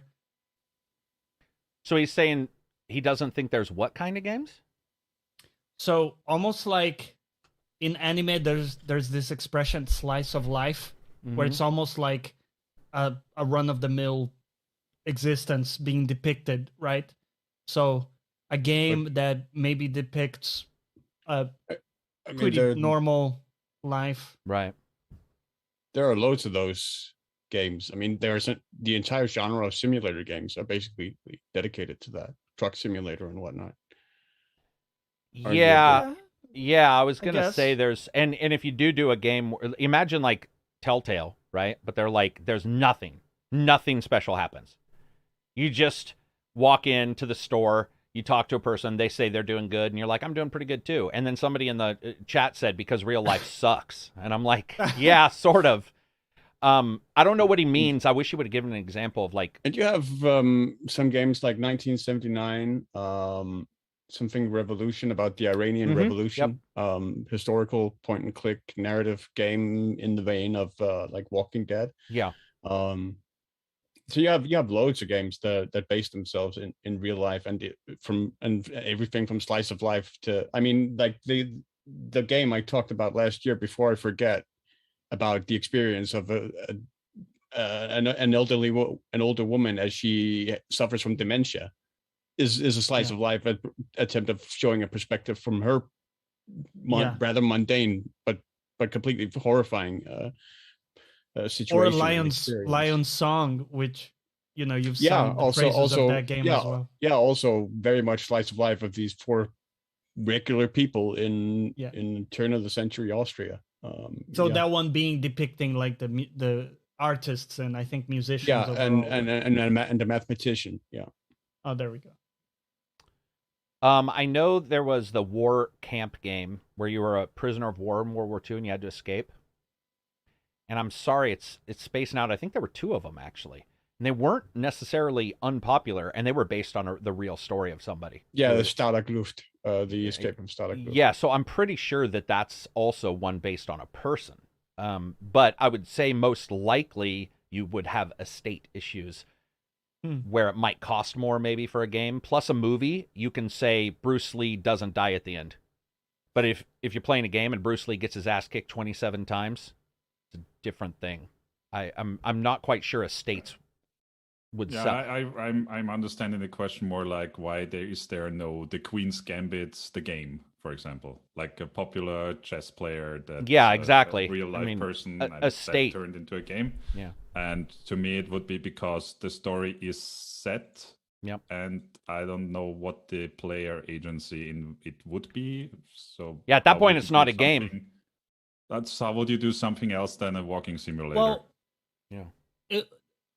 I would argue against that slightly, because in movies you could also say, well, we know what the outcome is, and still you have great movies where you know the outcome historically. Here's the problem, Johnny. Is... I agree, but once you start, so a movie allows for the interpretation of the developer or the director, the writer, and the real story, right? And that's it.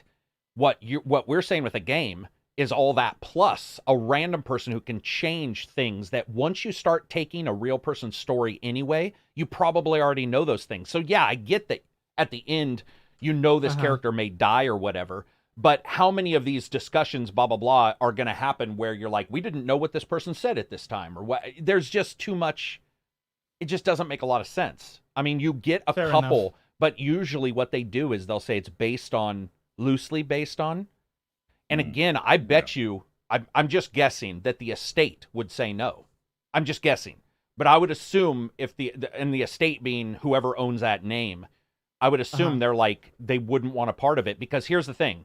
To become interesting enough to be in a game, you probably did something. Right? And then, and I'm not saying bad, I'm saying something. And then from that point on, it just gets worse and worse. It's like somebody's like, "Oh man, he said this thing which was unacceptable." And like, it's a game. Yeah, I don't know. It seems like too many pitfalls. Somebody said William Wallace, Robin Hood, but Robin Hood was based on whatever his name was, the one, a real supposed fucking robber baron or what have you. But I mean, that's all fictional. I don't think there is any. Oh, wait a minute. Isn't there a game where you're Jesus? Didn't a game come out this year? I mean, I'm pretty sure there are a lot of games where you play as Jesus. In the HIO games, probably. How about this? We'll move on from the question, but I'll just say, if that kind of line of gaming interests you, probably check out Steam. You're going to find some porn stars that you can be. There's probably a John Holmes. Coming out next year, I Am Jesus Christ on Steam. I mean, that's what it was. Thank you. I am Jesus Christ. It is funny, though. You can be a cat, but you can't be Abraham Lincoln. But it makes sense. It makes sense to me why that is that way. Somebody said Ice Pirates the game. You rock, whoever you are. God, I'd kill for a fucking Ice Pirates game. All right, let's move on to the next subject. What do we got? We had a bunch of stuff, so let's... Where's the Skyrim? Okay, real quick. So FIFA. What is going on with FIFA? Everybody's just unhappy? Is that what we'll chalk it up to? It sounds like the developer, the publisher, everybody doesn't like each other, right?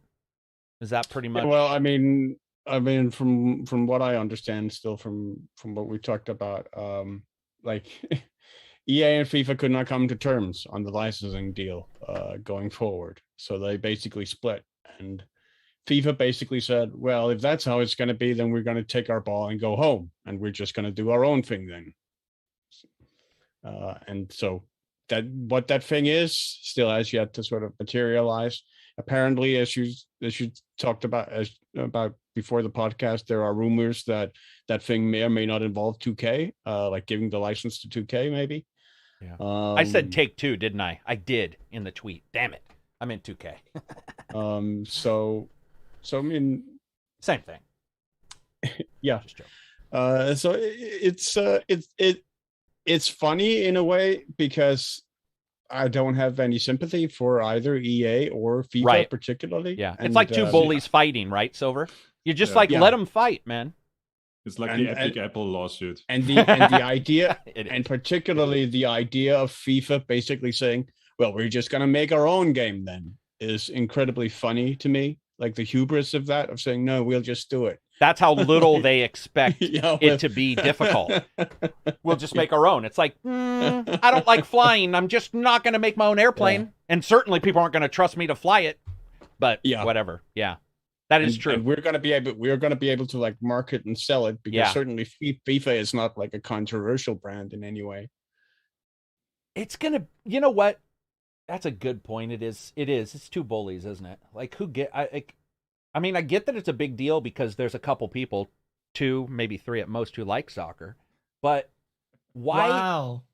4. Sorry. Hello. 4, maybe what 5. World 4 of us. There's 4 of us. Fine. 4. I tell you which world, Johnny. America. No, Americans like soccer. I mean, a lot of Americans. I just am not a soccer fan. But worldwide, they certainly like it the least. I'm sure. Yeah. I mean, I just don't know if I care until all of it gets announced. And then, like Silver said, switching out and being like, we're just going to make our own or whatever. I mean, it's also worth pointing out that I mentioned this before we went on the podcast, but like they said like one of their marketing executives did an interview with Eurogamer where he said that FIFA 21 had 30 million players. Like that one FIFA 21, that one game had 30 million players across all platforms. Crazy. Which is a pretty impressive number, and shows you like and they say that like only 10% of players who play FIFA Ultimate Team use buy the content or buy the packs or whatever. But I mean, 10% of that 30 million players, that's gonna be a lot of players. And that's a lot of revenue coming 31 million. 31 million. 30 million plus. So that means 29,990,995 of them must be bought back by FIFA because only 5 people like soccer. Yes. These numbers are disputed. I challenge that.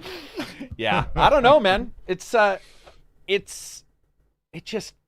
It boggles my mind. There's so much money to be made, right? That they're fighting. The thing is the amount of money that can be made is so high that people are just the greed is just so high, man. FIFA has become all about money, right? Yeah. And continuing to generate money from the sport. I mean, that is pretty much in line with FIFA. It's almost its mission statement at this point. Yeah. Not almost. It is basically. It is right. Yeah. You don't need the qualifier. Yeah.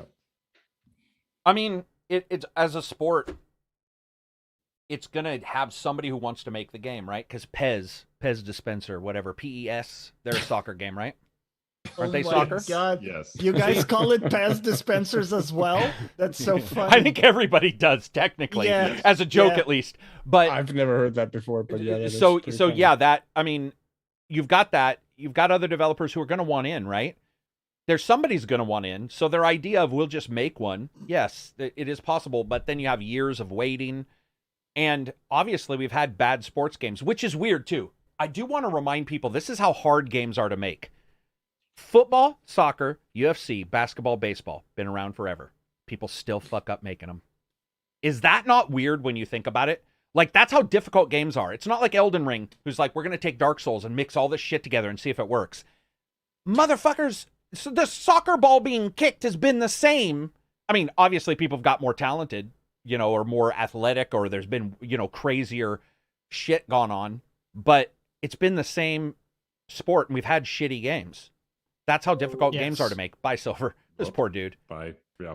But that's what's he's crazy. In a quantum state. Baseball, dude. Baseball ain't a sport. That is literally like 3 completely terrible things to watch, and people still fuck up baseball.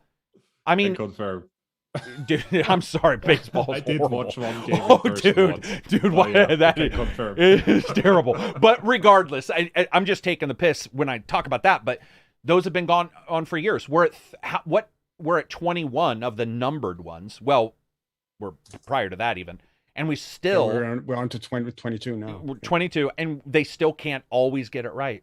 That's how difficult games are to make. And people would, I'm sure somebody would be like, no, if it was just given to the right person, blah blah blah. Yeah, we've seen it go wrong. Yeah.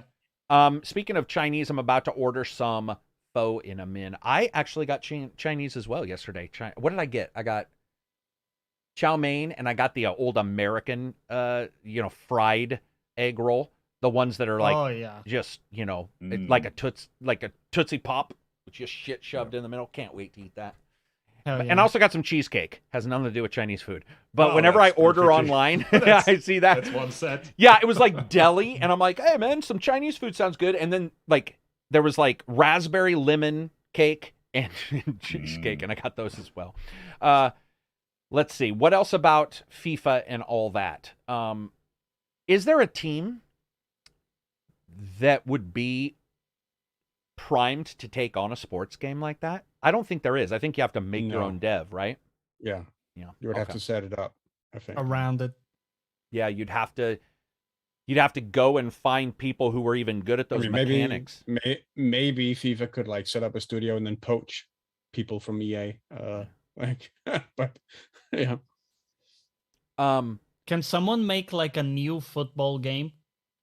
And maybe they can't use the They names, can. right? They just can't. No, yeah, you you can absolutely can. for sure. Yeah. You just Right. can't use. But you NFL could do or- like the Dark Souls of football games. where everybody's just getting hurt all the time, every down. Or maybe it's like, Monster I don't Bowl. know, somehow it's like closer to the player. Oh, I And see what you mean. Like more You like wa- visceral. It's almost up like in your time face. slows down. Yeah, and it's like a high commitment thing of like a, yeah, I don't know. That would actually be I mean, pretty cool if you had something like that. Go I ahead. mean, one of my favorite football games of all time is Libero Grande for the original PlayStation, PlayStation 1, It's Italian. which was Thank you. Thank you. Because for a second I thought that was like Tennessee, but now that you pointed it out that it's Italian, Right, now I know. yeah. What does that mean though? What's the words mean?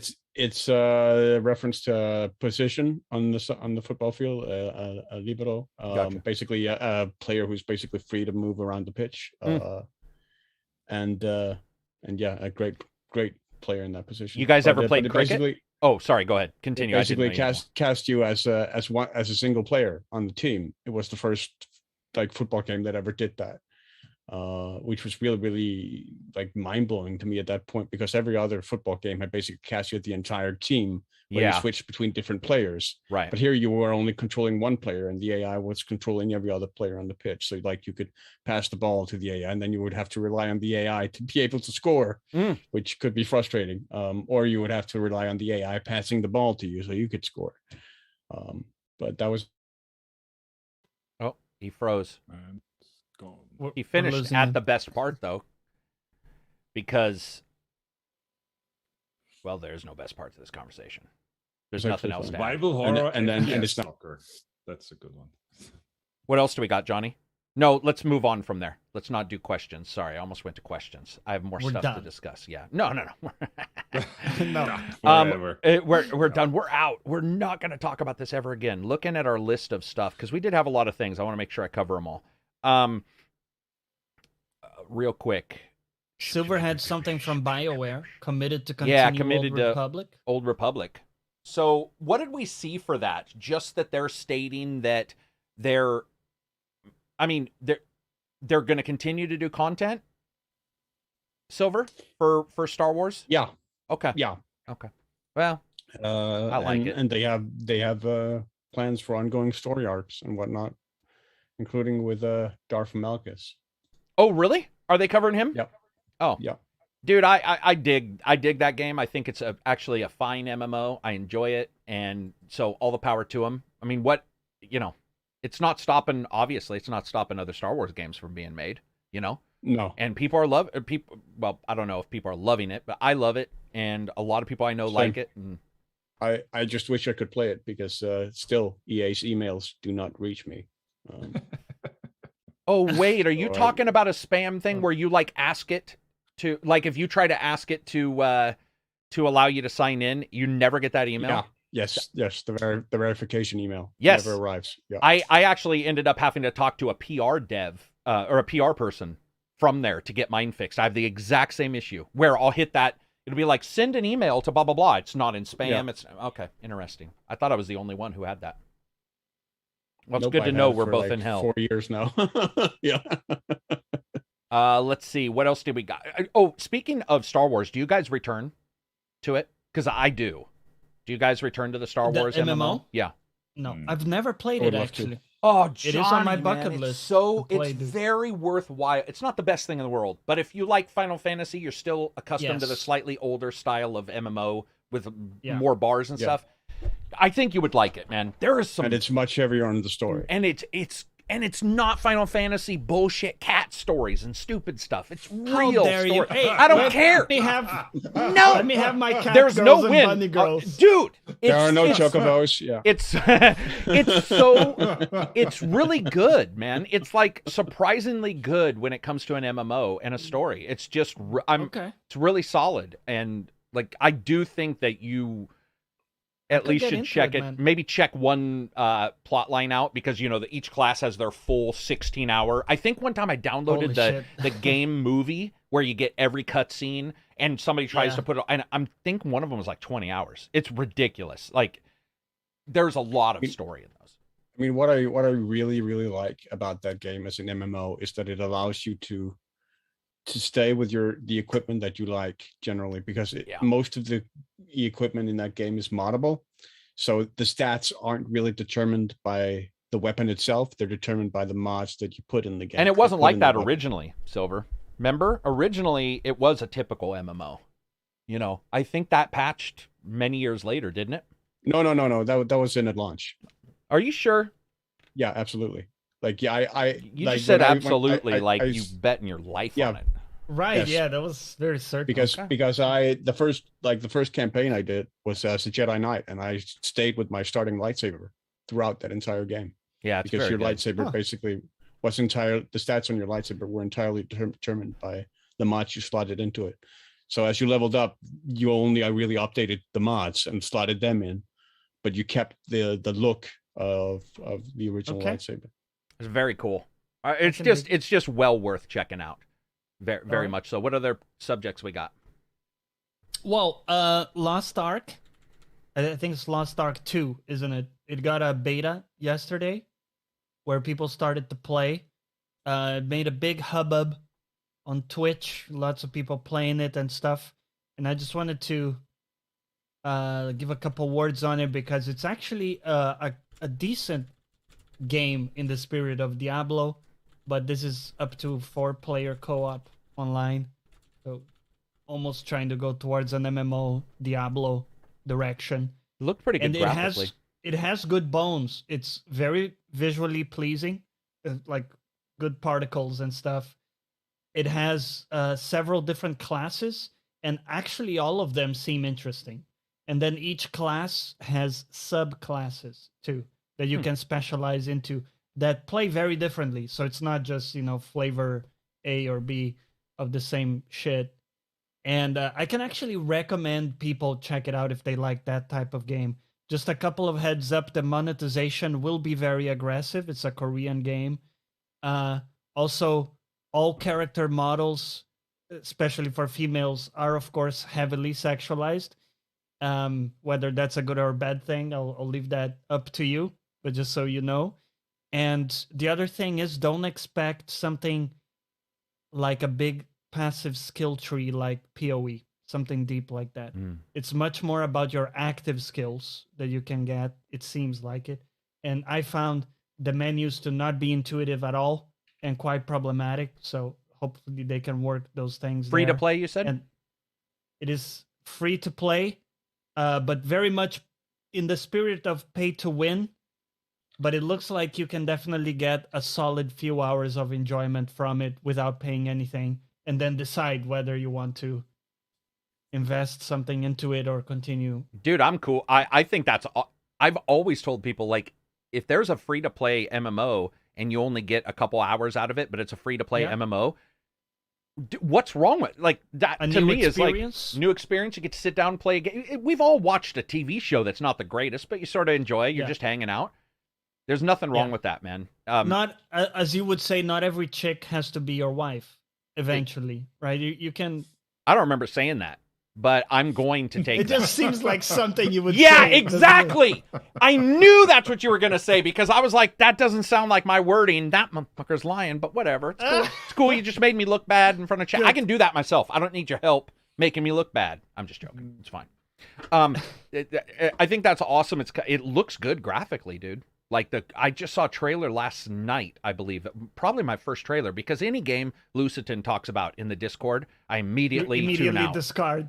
Yeah, dude, that guy's got some shit. Fair. That dude, Lucitan. Oh my God! Let me make a comparison that just hit me. Lucitan is exactly like the shit list websites you get when you say I need the top 10 routers, and it's just the bot that's like taken fucking reviews and it's all affiliate links. That's Lucitan, except he's not trying to get money. It's just his option. He gives you the worst ideas sometimes. It's like, play this game and you're looking at it going like, why?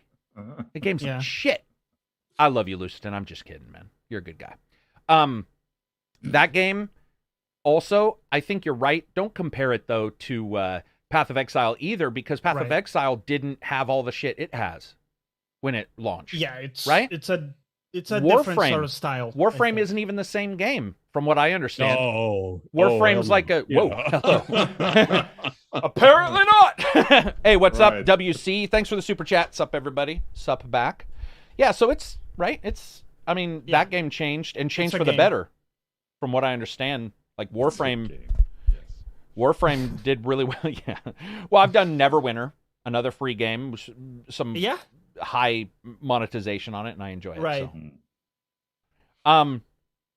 Yeah, I mean, Warframe's been like staggering in its development. Final Fantasy, technically, right? Because it had Realm Reborn or whatever. Yes. Yeah. So, except that one's charging, right? Yes, it's not free to play. It is a subscription, but they have a free trial that everybody pushes, like the sales pitch of, you have all of the base game plus one expansion you can play totally free. I want to hit on something real quick so I don't forget. Crazed Assassin says, thanks for calling out New World and its many issues. You're welcome. I do want to point out a couple things real quick about the New World video, and then we'll move on. People think I hate New World. I probably hate Amazon. That would be the honest truth. But what I don't like is the partnerships and weird shit I see, like Twitch pushing New World, Twitch being owned by Amazon, all this weird shit that I see behind the scenes.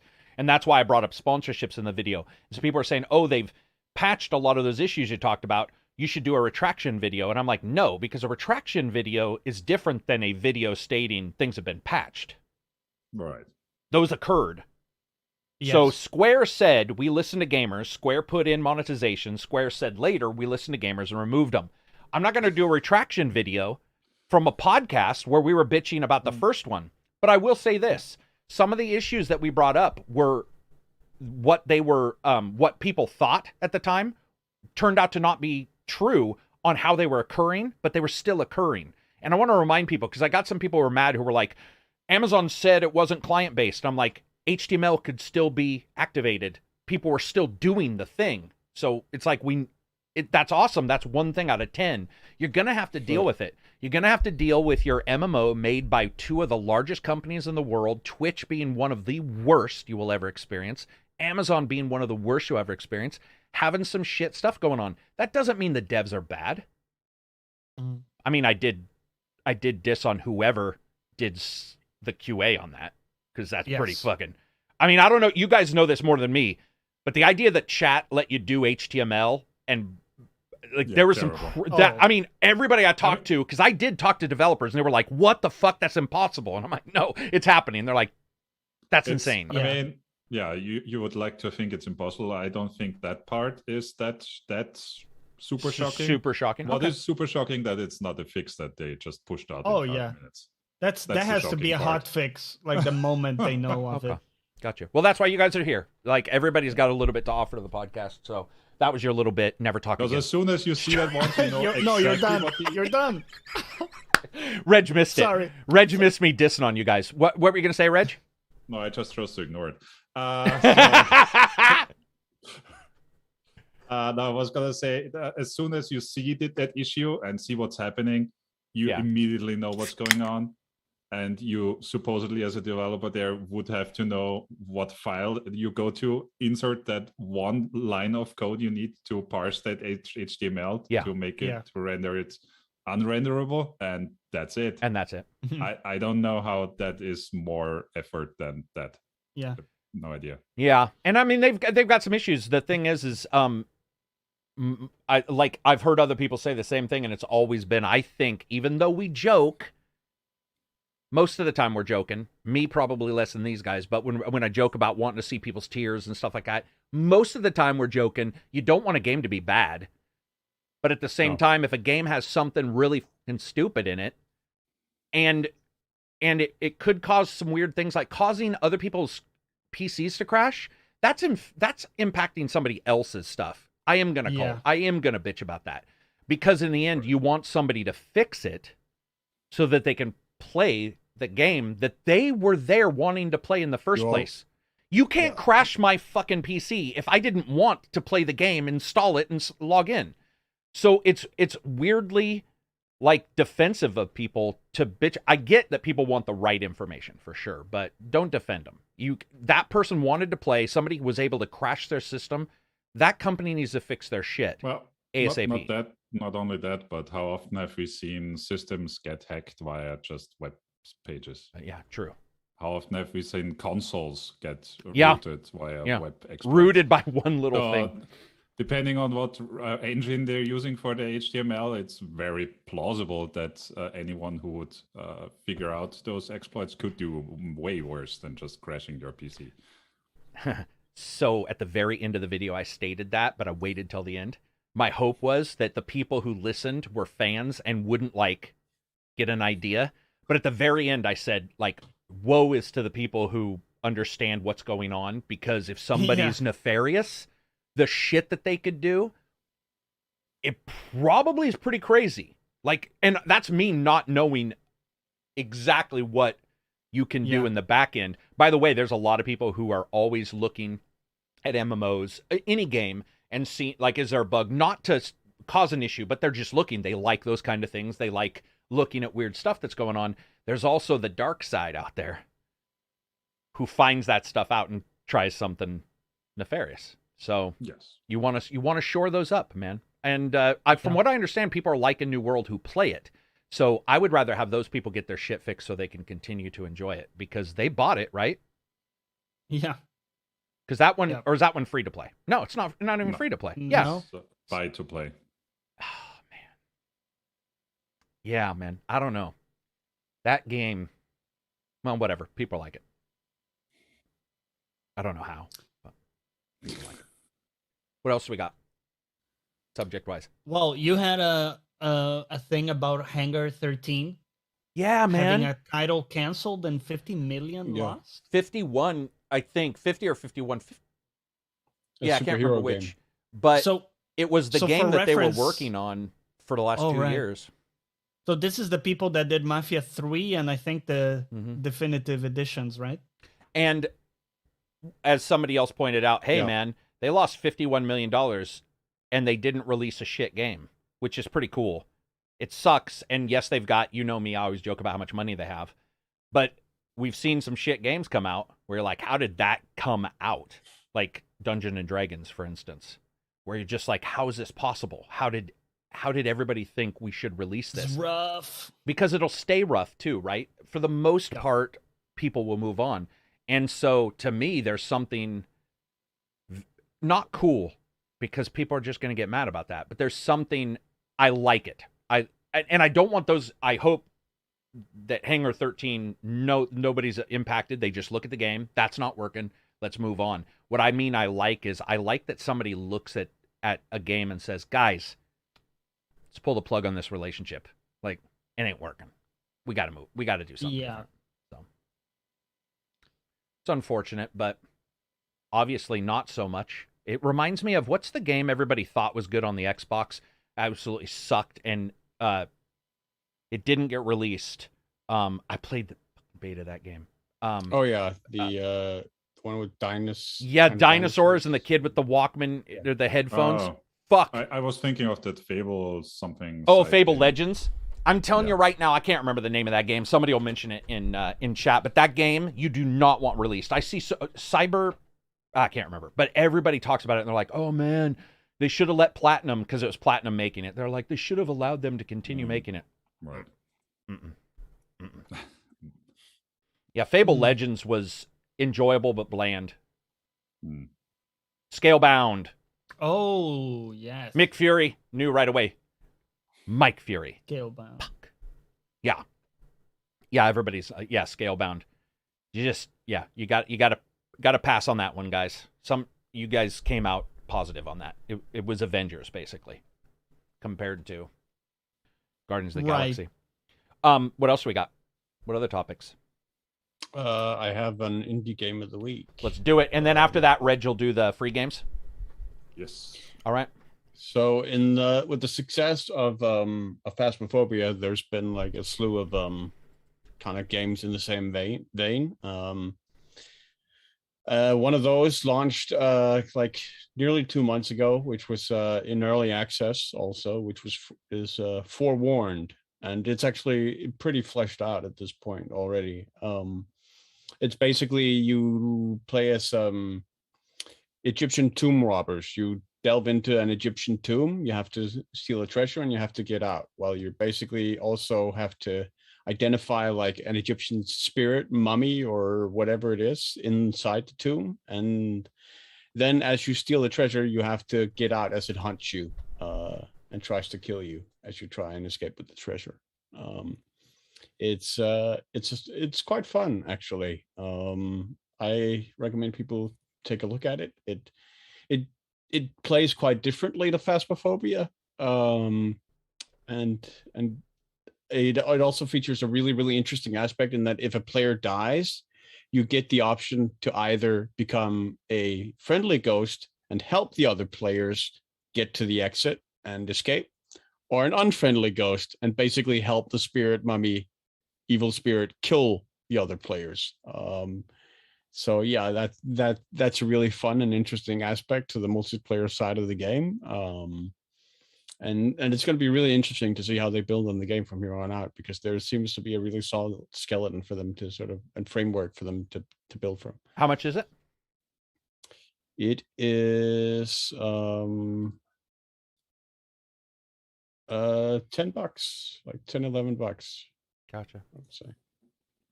Have they released anything prior to this? No, I don't believe so. Okay. So check it out. What was the name again? Forewarned. Forewarned. So check that out if you want to jump in and support an indie, because that's early. Even though you said it's fully fleshed out, it's still technically early access. Right? It is early. I mean, fully fleshed out is that there is a lot there. Like the fundamentals are there for there to be like a game and a gameplay loop that is satisfying. Right. Okay. All right, Reg. Here we go. All right. Okay. Free game first, totally free for free on Epic Game Store, even Colony. That's it. Not so free games. We have on PlayStation Now Celeste, Final Fantasy IX, Mafia Definitive Edition, and Totally Reliable Delivery Service. And on PlayStation Plus, we have First Class Trouble, Kingdoms of Amalur Re-Reckoning, Knockout City, The Persistence, Until You Fall, and The Walking Dead Saints and Sinners. On Prime Gaming, so that's Twitch, we have EAFL, Breaks Are for Losers, Control Ultimate Edition, Demon Hunter 2 New Chapter, Dragon Age Inquisition, Liberated, Puzzle Agent 2, Rise of the Tomb Raider, Rogue Heroes, and Secret Files Sam Peters. Then on Stadia Pro, we have Dirt 5, 100 Days Winemaking Simulator, Kemono Heroes, and Saints Row 4. On Xbox Games with Gold, we have Moving Out for Xbox and Rocket Knight for 360. Then on Game Pass, we have It Takes Two for PC and Xbox, Kill It with Fire for PC and Xbox, Minecraft, the Java edition for PC, Unpacking for PC and Xbox, and yeah, Age of Empires 4 for PC. Okay. That it? Let's see if we have anything else coming soon. Nope, that's it for this week. So actually, Unpacking is somehow a top seller right now on Steam. That's an indie where you're literally just unpacking boxes. Is that Sleeve's brother? Or is that the other? No. Okay. I think that was a different one. There's a lot of unpacking, moving games all of a sudden, and I don't know how the zeitgeist starts, but that is. Yeah, that does pop up. It's a Zen puzzle game about unpacking. Oh, yeah. All right. It's almost like a reverse Tetris. That'd be cool. Sounds like it. Like how fast? Yeah, that might. You have moving boxes, and you have to figure out where you can put all the stuff so you can empty out them. Like boxes. Putting books on shelves and shit. Yeah. I wonder how that idea starts. Like, is there a movie? Yeah. And everybody sees the movie, about unpacking stuff? Because this isn't. I'm not joking when I say I think there's 3 or 4 games like in a small period of time that are all. But people are. I'm reading here. Everybody's saying unpacking is actually really good. Simmer says unpacking tells a story through unpacking. Let me tell you. Yeah. Let me tell you about my time in the war while we unpack your shit, Grandpa. It's all fucking sad. I don't know how much of a story I want in my unpacking game. It depends. Try out Satisfactory. Oh, I think everybody here has played that. Oh yeah. And there's a new update, by the way, to Satisfactory. Update 5. Update 5. Is that early access still? It's forever in early access. Yes. Sleeves Brothers game is Get Packed, Fully Loaded. Get packed, get packing. Wait, so you're not unpacking, you're that packing. one is where I think you're trying to like do packing correctly, like to move where you have a certain amount of space. You have to get shove stuff into a moving truck, I believe. Right. It's just it does happen too. We see it with movies, but we certainly see it with games where like everybody somehow it'd be so cool. Yeah. It'd be cool to track back like these 2 devs and go, when did you think of this? Find out when they did, find out their first documents, and see if there's something out there like where it causes 2 people to come up with such an obscure. Yeah. Well, I mean, come on. Like someone got a memo. Yeah, like, hey, we're doing packing games this month. Yeah, exactly. Or those make your own indie game, that we see. Yeah. Maybe everybody got together and was like, I don't know. Yeah, it's always interested me when we see these kind of connection. Colin Bright says, Carrick, Oculus and Zuckerberg is good news. Oh, he means Oculus no longer, or Facebook no longer requiring the sign-in. Yeah, I think Facebook no longer requiring the sign-in is a huge bonus to everybody. There's just no negatives there, really. If and when it happens and how it will happen. Right now, you can call them and get it disconnected. Yeah, people have called them successfully and got it disconnected. Because I was fully expecting them to say, well, you no longer have to sign up for Facebook, but for Meta. See, I mean, and that's the kind of that's why people are cynical, because cynical shit happens, right? Like it wouldn't be surprising to see that. So no, I mean, you never know. I just think it's a positive to get that out of the sign-in, because the Oculus, obviously, people like it. I'm not a huge fan of its tech, because I have better tech, but like for that price. The big negative was the Amazon or the Facebook thing. It just made no sense. Like, it makes no sense. When you actually look at it, it doesn't make a lot of sense. I guess people could say it's like the little box I have in my room that I'm not going to say the name of, and Amazon, in a way, right? You could say that there's some reflection there, but I just didn't like it. It just always sounds such a bad idea to require you. And then they were doing those things where they were pulling people's account, like if somebody lost their account, it just stopped working and stuff. There's so many terrible things. Let's see. Divorced, pack up your crap and leave edition. Yeah, that would be awesome. What if the game was you having to pack before your wife got home, like with the cops? There's a restraining order. She's coming home. I was rather imagining like you have to pack half the value of what's in the room. Ooh, dude, that'd be hard. Like, and you have to identify. That'd be actually a cool game where you have to figure out like what's almost like a thief simulator where you have to get in and get out, and you got to figure out your time. I was just imagining the time-honored scenario of just getting home, finding out the locks have been changed, and all your stuff is out. Actually where I was going to go with the joke, and then I decided not to go dark. But thank you for doing so anyway. That is where my joke was going to go. Dark. Yeah, it was like packing up your shit, or you come home and your stuff's on the lawn. You only have a certain amount of time to grab it. Yeah, it's just too depressing sometimes. There was something I was going to. Oh my God! So I got to bring this up. So I'm currently covering, and I don't know how I'm going to do this. Maybe it'll just be the podcast, but I'm doing Jurassic Park 2 Evolution. Oh, and nice. Evolution, right? Yeah, I think so. Yes. So the embargo was later, which worked out, and I had it all scheduled out. And unfortunately, because of real stuff, it's actually moved earlier, which people would think is easier. It's actually not. It's way harder, because you have to sort of figure out a way to get it in there without disturbing other videos. And so I don't know how I'm going to cover it, but I will say one thing, man.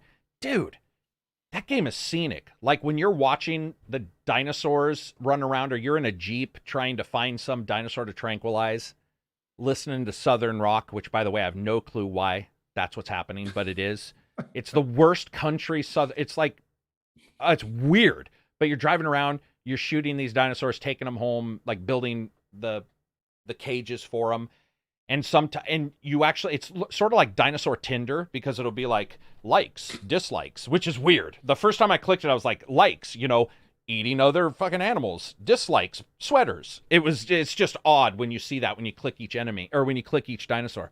But it's actually pretty cool, man. It's pretty cool. There's a lot of management stuff that sort of pops up where you have to please, guests. And admittedly, yes, my game pretty much devolved, because once one of them got out, so storms can happen, like sandstorms or whatever. Once they got out and I started seeing them eat people, then I was like, fuck that. So instead I built cages around the people, and then I released goats and people, and I locked them all in a room. And I have this video of like the goats running, the fucking giant creatures running around trying to kill them, and the people can't get out. And I was just like, this is the shit right here. Create death traps for people. Dude, it was like, it wasn't they got stuck in there, and then I was just like, well, you're in there already. It's time to go out. Would be a shame if the big gate opened. Yeah. The T-Rex. Yeah. And I merged them all. It's like, so some of the dinosaurs don't like being with other ones, and so I found the two that hated each other and put them together, because I'm just like, well, let's see what happens. There's a lot of cool stuff though, and it's graphically, man.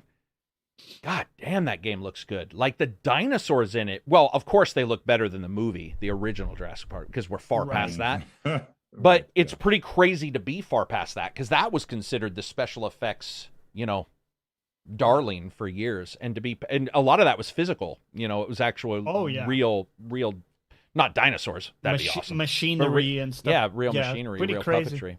But yeah, so I've been messing around with that. It's got okay reviews. I think it's 75 to 8. It's not gonna set the world on fire, but I've enjoyed my time with it so far. It's been pretty cool. I mean, it is just all management of it's Sims with dinosaurs, but in Sims, unless you have a mod, I don't know if you can eat other people, and in here you can, which is the best part.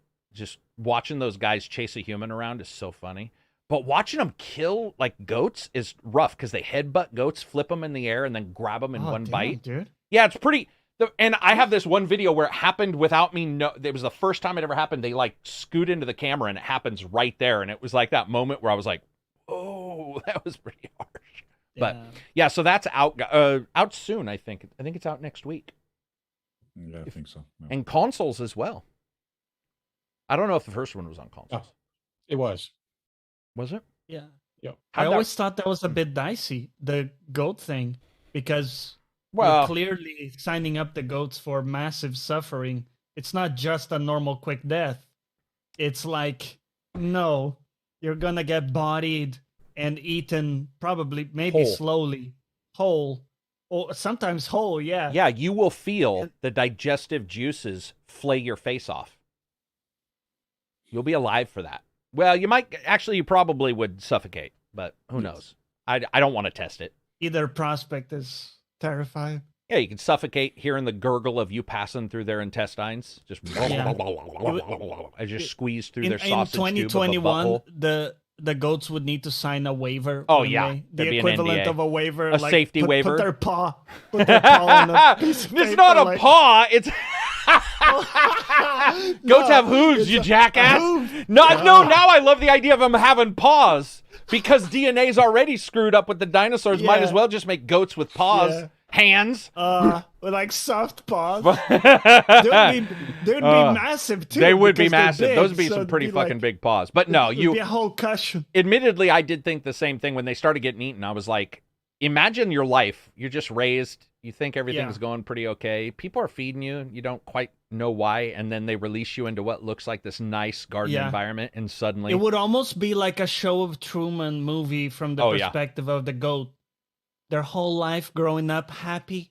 And everybody thinks they're going to some awesome place. All the other goats in the back. They're going to the big farm. Yeah, when the door opens, they're all... Bah! And he's like, bah! Which means heaven. Like that's their language for heaven. They're like, there would be a fake lottery pretending that the winner goes to an amazing farm, and exactly. Instead, if you do, it's like the you island. work the hardest as a goat, you can go You can go to this place as well. This Eat is well. the plot of some movies and books. It by the is. way. It is. Yeah, It's a yeah. plot of Yeah, multiple we're- movies and We're books. stealing from the island and lots of other. Yeah. Like Chicken Run is one that comes. to Chicken mind. Run's a cartoon, isn't it? Anime? Is Chicken Yeah, Run an an anime? animated. Yeah. No, Or Oh, claymation? yeah, clay. It's a stop motion clay. Yeah. But anyway, what else we got? Anything on there? I mean, from goats with paws, Yeah. where could we It's- possibly go? We can't go up from there. Well, we can't. That's, I mean, this podcast starts out at 11. Like that's Yes. it's 11 to 11. Well, listen, we've been going for a couple hours. This is when we let our hair down metaphorically for some of us. And, we go a little crazy, right? True. Do we have any other real big things that we've missed in the news that we didn't cover? I think we've covered everything, right? Well, the stock number, well, not stock, but the investor call thingies, maybe. Yeah, so Ubisoft, well, that was more about those blockchains again because Ubisoft okay. brought it up, right? And then Square brought up gas and Take-Two brought up blockchain as well. Blockchain's a thing. Man, sucks. Yeah, I think that's Yeah. it for big news. There really isn't any. Yeah, Well, Nintendo only said basically, yeah, the Switch is about mid-life now. Did they say that? Yeah. The Switch is mid-life. What the Mm. fuck? Isn't it 4 years? It's 4 years, right? Wow. No, yeah, four. It turned 4 this year. Yeah, Wow. it was 2017, I think. Yeah, people were asking about the GeForce leak, about the news, Ghost of Tsushima and stuff like that. I just saw that pop up again. Yeah, let's hope. I mean, a lot of times those dates turn out wrong. We know some that, have never panned out, but it'd be cool to have Ghost of Tsushima. Or, well, we know Yeah. Ghost of Tsushima's coming, right? Or did that No, one get that one announced? it hasn't been announced. That's the yet. one that hasn't been, yeah. So, yeah, it'll be cool to, Yeah. hey, So calm down, there dog, you're was fine. Gears, Skyrim 6. Talk about and those. I got to Final let this Fantasy dog out 7. before he shits on my floor. I'll be right back. Sure. Come on, let's go. So Gears 6, Skyrim 6, and Final Fantasy 7 remake on PC. Those had placeholder dates for the GeForce stuff. Right. And they are just that, right? Placeholder dates. So there's no, even if they were real, let's say, there would be no commitment that they would be true. But even looking at that, like 2024 for Skyrim 6, just seems like Dream Zone. Yeah, And, that's I mean, because I think even they said it's a ways out after Yeah. Elder, or what's the space one? Starfield. And even, dude, if someone asks you right now, like, finger to the wind type thing, Starfield, when is it coming out? Do you guys have like a year you would say? Would you say like next year? I think they did say next year in fall, and they've started to show video and do the trailers. So I would say, I think they're pretty confident in that timeline. Yeah, but I mean, a lot can happen between now and then. So I think maybe 2023 seems kind of likely. I don't know. I think with Elder Scrolls, I mean, just the way they work, it seems like it's going to be a long time for like that one to come out. But does it seem like Microsoft being now? Yeah, but I mean, in the 2024 will have been 6 years since the announcement still. So yeah. I was gonna ask, does it feel like with Microsoft being a part of the equation now, things will go smoother? Or do we think that basically they will not really be a part of the process? Bethesda was so big that whatever was going smooth or not, I don't think Microsoft has much They're not gonna to touch do that. with that. It's Yeah. just like it is what it is. It's the way they run they it. bought what it they as do. is, and it's Also, they've already, from what I understand, been pretty good about working from home prior to COVID and all that kind of stuff. They've got things well dialed down, at least from what I understand, and the couple people that seem to talk about it on Twitter. So I think overall they're not really impacted as much by Microsoft, at least for these games. I think in future we'll see stuff, whether it be integrations into Xbox Live, you know what I mean, like more integration. Yeah. But for this game in particular, it seems like pretty much, status, like they're just doing their thing. So I would hope next fall because, you know, it seems like February's spitting out the big games of next year. Yeah. Andy Martinez says Star Citizen will probably be coming out in 2056. You are very generous, my friend. I'm just joking. I still fully expect them to actually run out of money still before they release a It's final so version. funny you mention that because this morning or maybe the last couple days they sent out an email to backers about some changes or whatever, and for some reason before I clicked on it, my brain was thinking that's what it was going to be. It was like hey guys, it's fallen apart, blah blah blah. I've been having a great time with the little bit of money I spent. I fly my ships around and I'm like, hey, whatever. Andy Martinez says oh no, I already read that one. Sorry. Don't know if it's been discussed, but apparently God of War will use AMD's super resolution when it comes to PC. I think it's also DLSS. I don't care about the super resolution until they fix it, though. That has not been pleasant. I don't know. Am I the only one with that experience? I've not been happy with the super resolution. I have not and used the look. Okay. At all. Reg, So, you're using that DLSS? Something you would use? Yeah. When DLSS is not available, I do activate the AMD one. Does the sharpening bother you? No. Man, maybe it's 4K, maybe it's some other setting I have, but I gotta say, it has been not. I was positive on it too when they were announced. I was like, oh man, this is gonna be cool. And man, I don't know. There's one game I played. I'm trying to even remember what it was. It was fucking nasty. I don't know. It doesn't. It takes a while, right? DLSS 1 wasn't good. I mean, it was, but it trying at what they were trying to do, it was good, but it needs a lot more work. And now look at what they've done, man. It's crazy. Yeah. Far Cry. That was the one. Yeah, Far Cry, man. I did not like the look of that in Far Cry. Thank you. That was the one. I tried FSR and it's not great. I hope that Intel DLSS turns good. What is that one called? MLSSAA, MLDLSS, FSR? Yeah, Intel's software and hardware version. XESS. XESS. XS. XES. Yeah. Mm-hmm. Oh, look how special they are. Yes. Look at their little high-fangled. You know what? They did release a new CPU that was pretty good. Did they release it or just did we get the benchmarks? I think we just got the benchmarks. The latter. Yeah. I think. Yeah, the street date was broken like a week ago or even longer, so people do actually already have the fuck's that thing cost, by the way? That thing's got to cost 600 the CPU, I think. It's not as bad as I thought it was going to be. No, it seems fairly competitive, actually, which is nice. Probably the more unexpected cost for, somebody just glancing at this is probably DDR5, because that's what it uses. Yeah. Yeah, no shit, right? That's got to be expensive. Yeah. I don't know. But DDR5 is pretty crazy too. Some of the kits that will come out will be like, starting speeds at 6,000, whereas now a normal kit you may get is maybe 3, right? So 3. Well, what bothers me a little bit is when you look at Intel versus AMD, AMD certainly sees improvements on memory when they up their memory, but Intel's never been you see an improvement, but it's nowhere near. So I'm going to be interested if those are going to matter as much, and if games are even prepped to take advantage, or is there some, what kind of bottlenecking it has. So I'm excited for it all. Presumably, Windows 11 has some potential advantage for Intel, I think. But once again, we need to don't believe that verify shit, it, right? Measure it. Yeah, because Microsoft always says that. It's not the advantage, but the task scheduler that's I think splits up the task between the cores. Yes, yeah. That is better only in Windows 11 because they just didn't bother to patch it into Windows 10. That's the only reason. Yeah.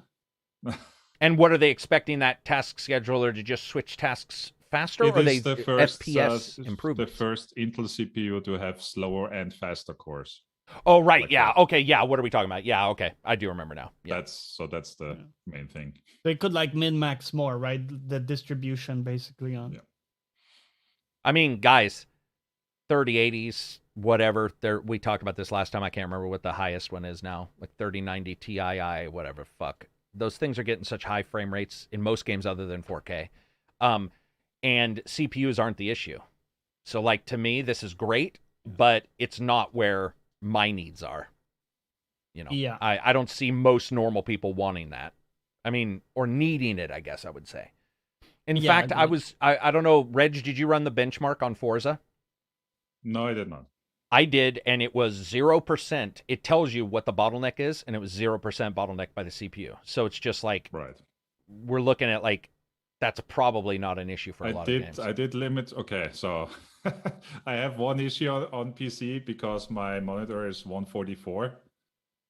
Forza gives me very weird frame rate targets. Like I can't select 60 in the menu. It's I think locked 48 or 72 or 144. Holy shit. Oh, almost. That's aren't those numbers G-Sync numbers? I thought 48 or 42 is the minimum G-Sync can be before. Maybe, like. But I also turned off G-Sync for the game, but that didn't change anything. But I wonder if it's fucked up, like it's seeing it or something. Interesting. Yeah. I'll have to track that. So instead, I limited in the NVIDIA control panel to 60 and said unlock frame rate in the game. Yeah, I always got to mess around with that kind of stuff.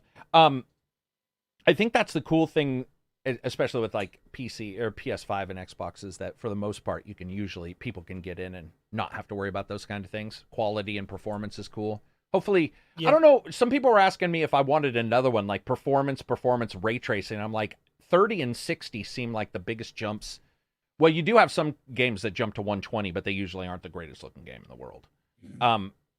So I'm not necessarily sure I want a, what would it be, a performance with ray tracing? We saw it with Ratchet. Yep. And Ratchet. Spider-Man. Spider-Man's fucking another world. Spider-Man is weird because that game, it's pretty crazy. It's pretty crazy what but it seems like it's only that game. I mean, a little bit like Forza or Gears. Remember how well Gears 5 ran?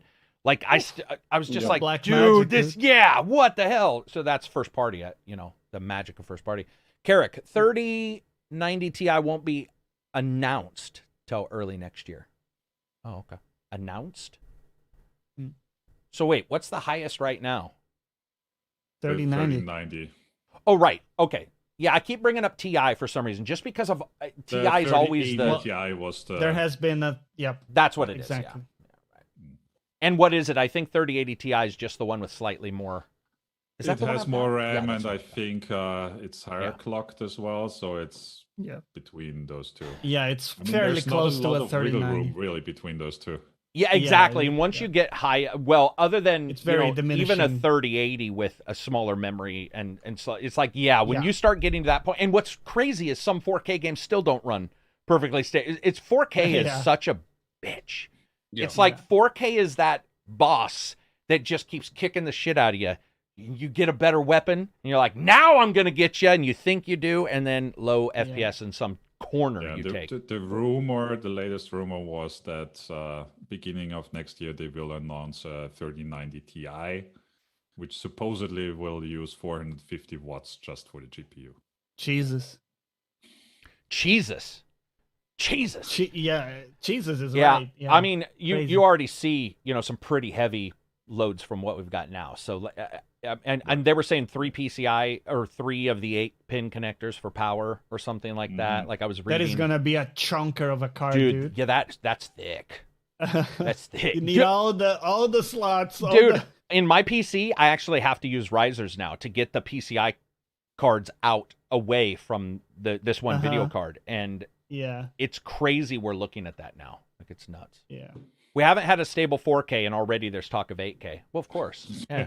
Well, with the caveat that, we've added RTX on top, so usually without the RTX, 4K is attainable. Well, no. I would disagree. I would disagree and say that 4K, even without RTX, seems to always have issues somewhere, whether that's bandwidth and memory or what. But you're right, though. You're right, though, because the one thing we also didn't mention, and I bitch about everybody else when they don't, is the settings. I don't mean you can't run the game at 500 FPS when it's on low. I should have mentioned that. I'm sort of meaning higher ultra. Yeah. High or ultra, 8K, guys. 16K. There's 8K, baby. 16K. It's Infinity K. I like Infinity. That's good. Well, Do you know how much money? Just going to be so expensive for some of the. It's ridiculous because 4K has dropped, but some of them have. Some are shit. Dude, I still put most of my games just at 4040 because I don't. Yeah. It's not worth it. Well, the upscaling jump is done on your display and it looks fine. Exactly. Yeah. I think I'm usually not sitting right in front of the TV where I would notice it. Yeah.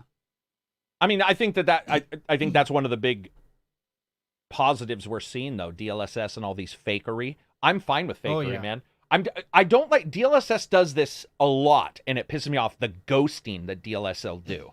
And it does it in Jurassic Park, funny enough. On quality mode, DLSS, if you move quickly, your guys will turn into the Flash. Like, everybody looks like there's 30,000 versions of them. But, guys, cheating's awesome when it comes to making it fool you, but getting performance out of it.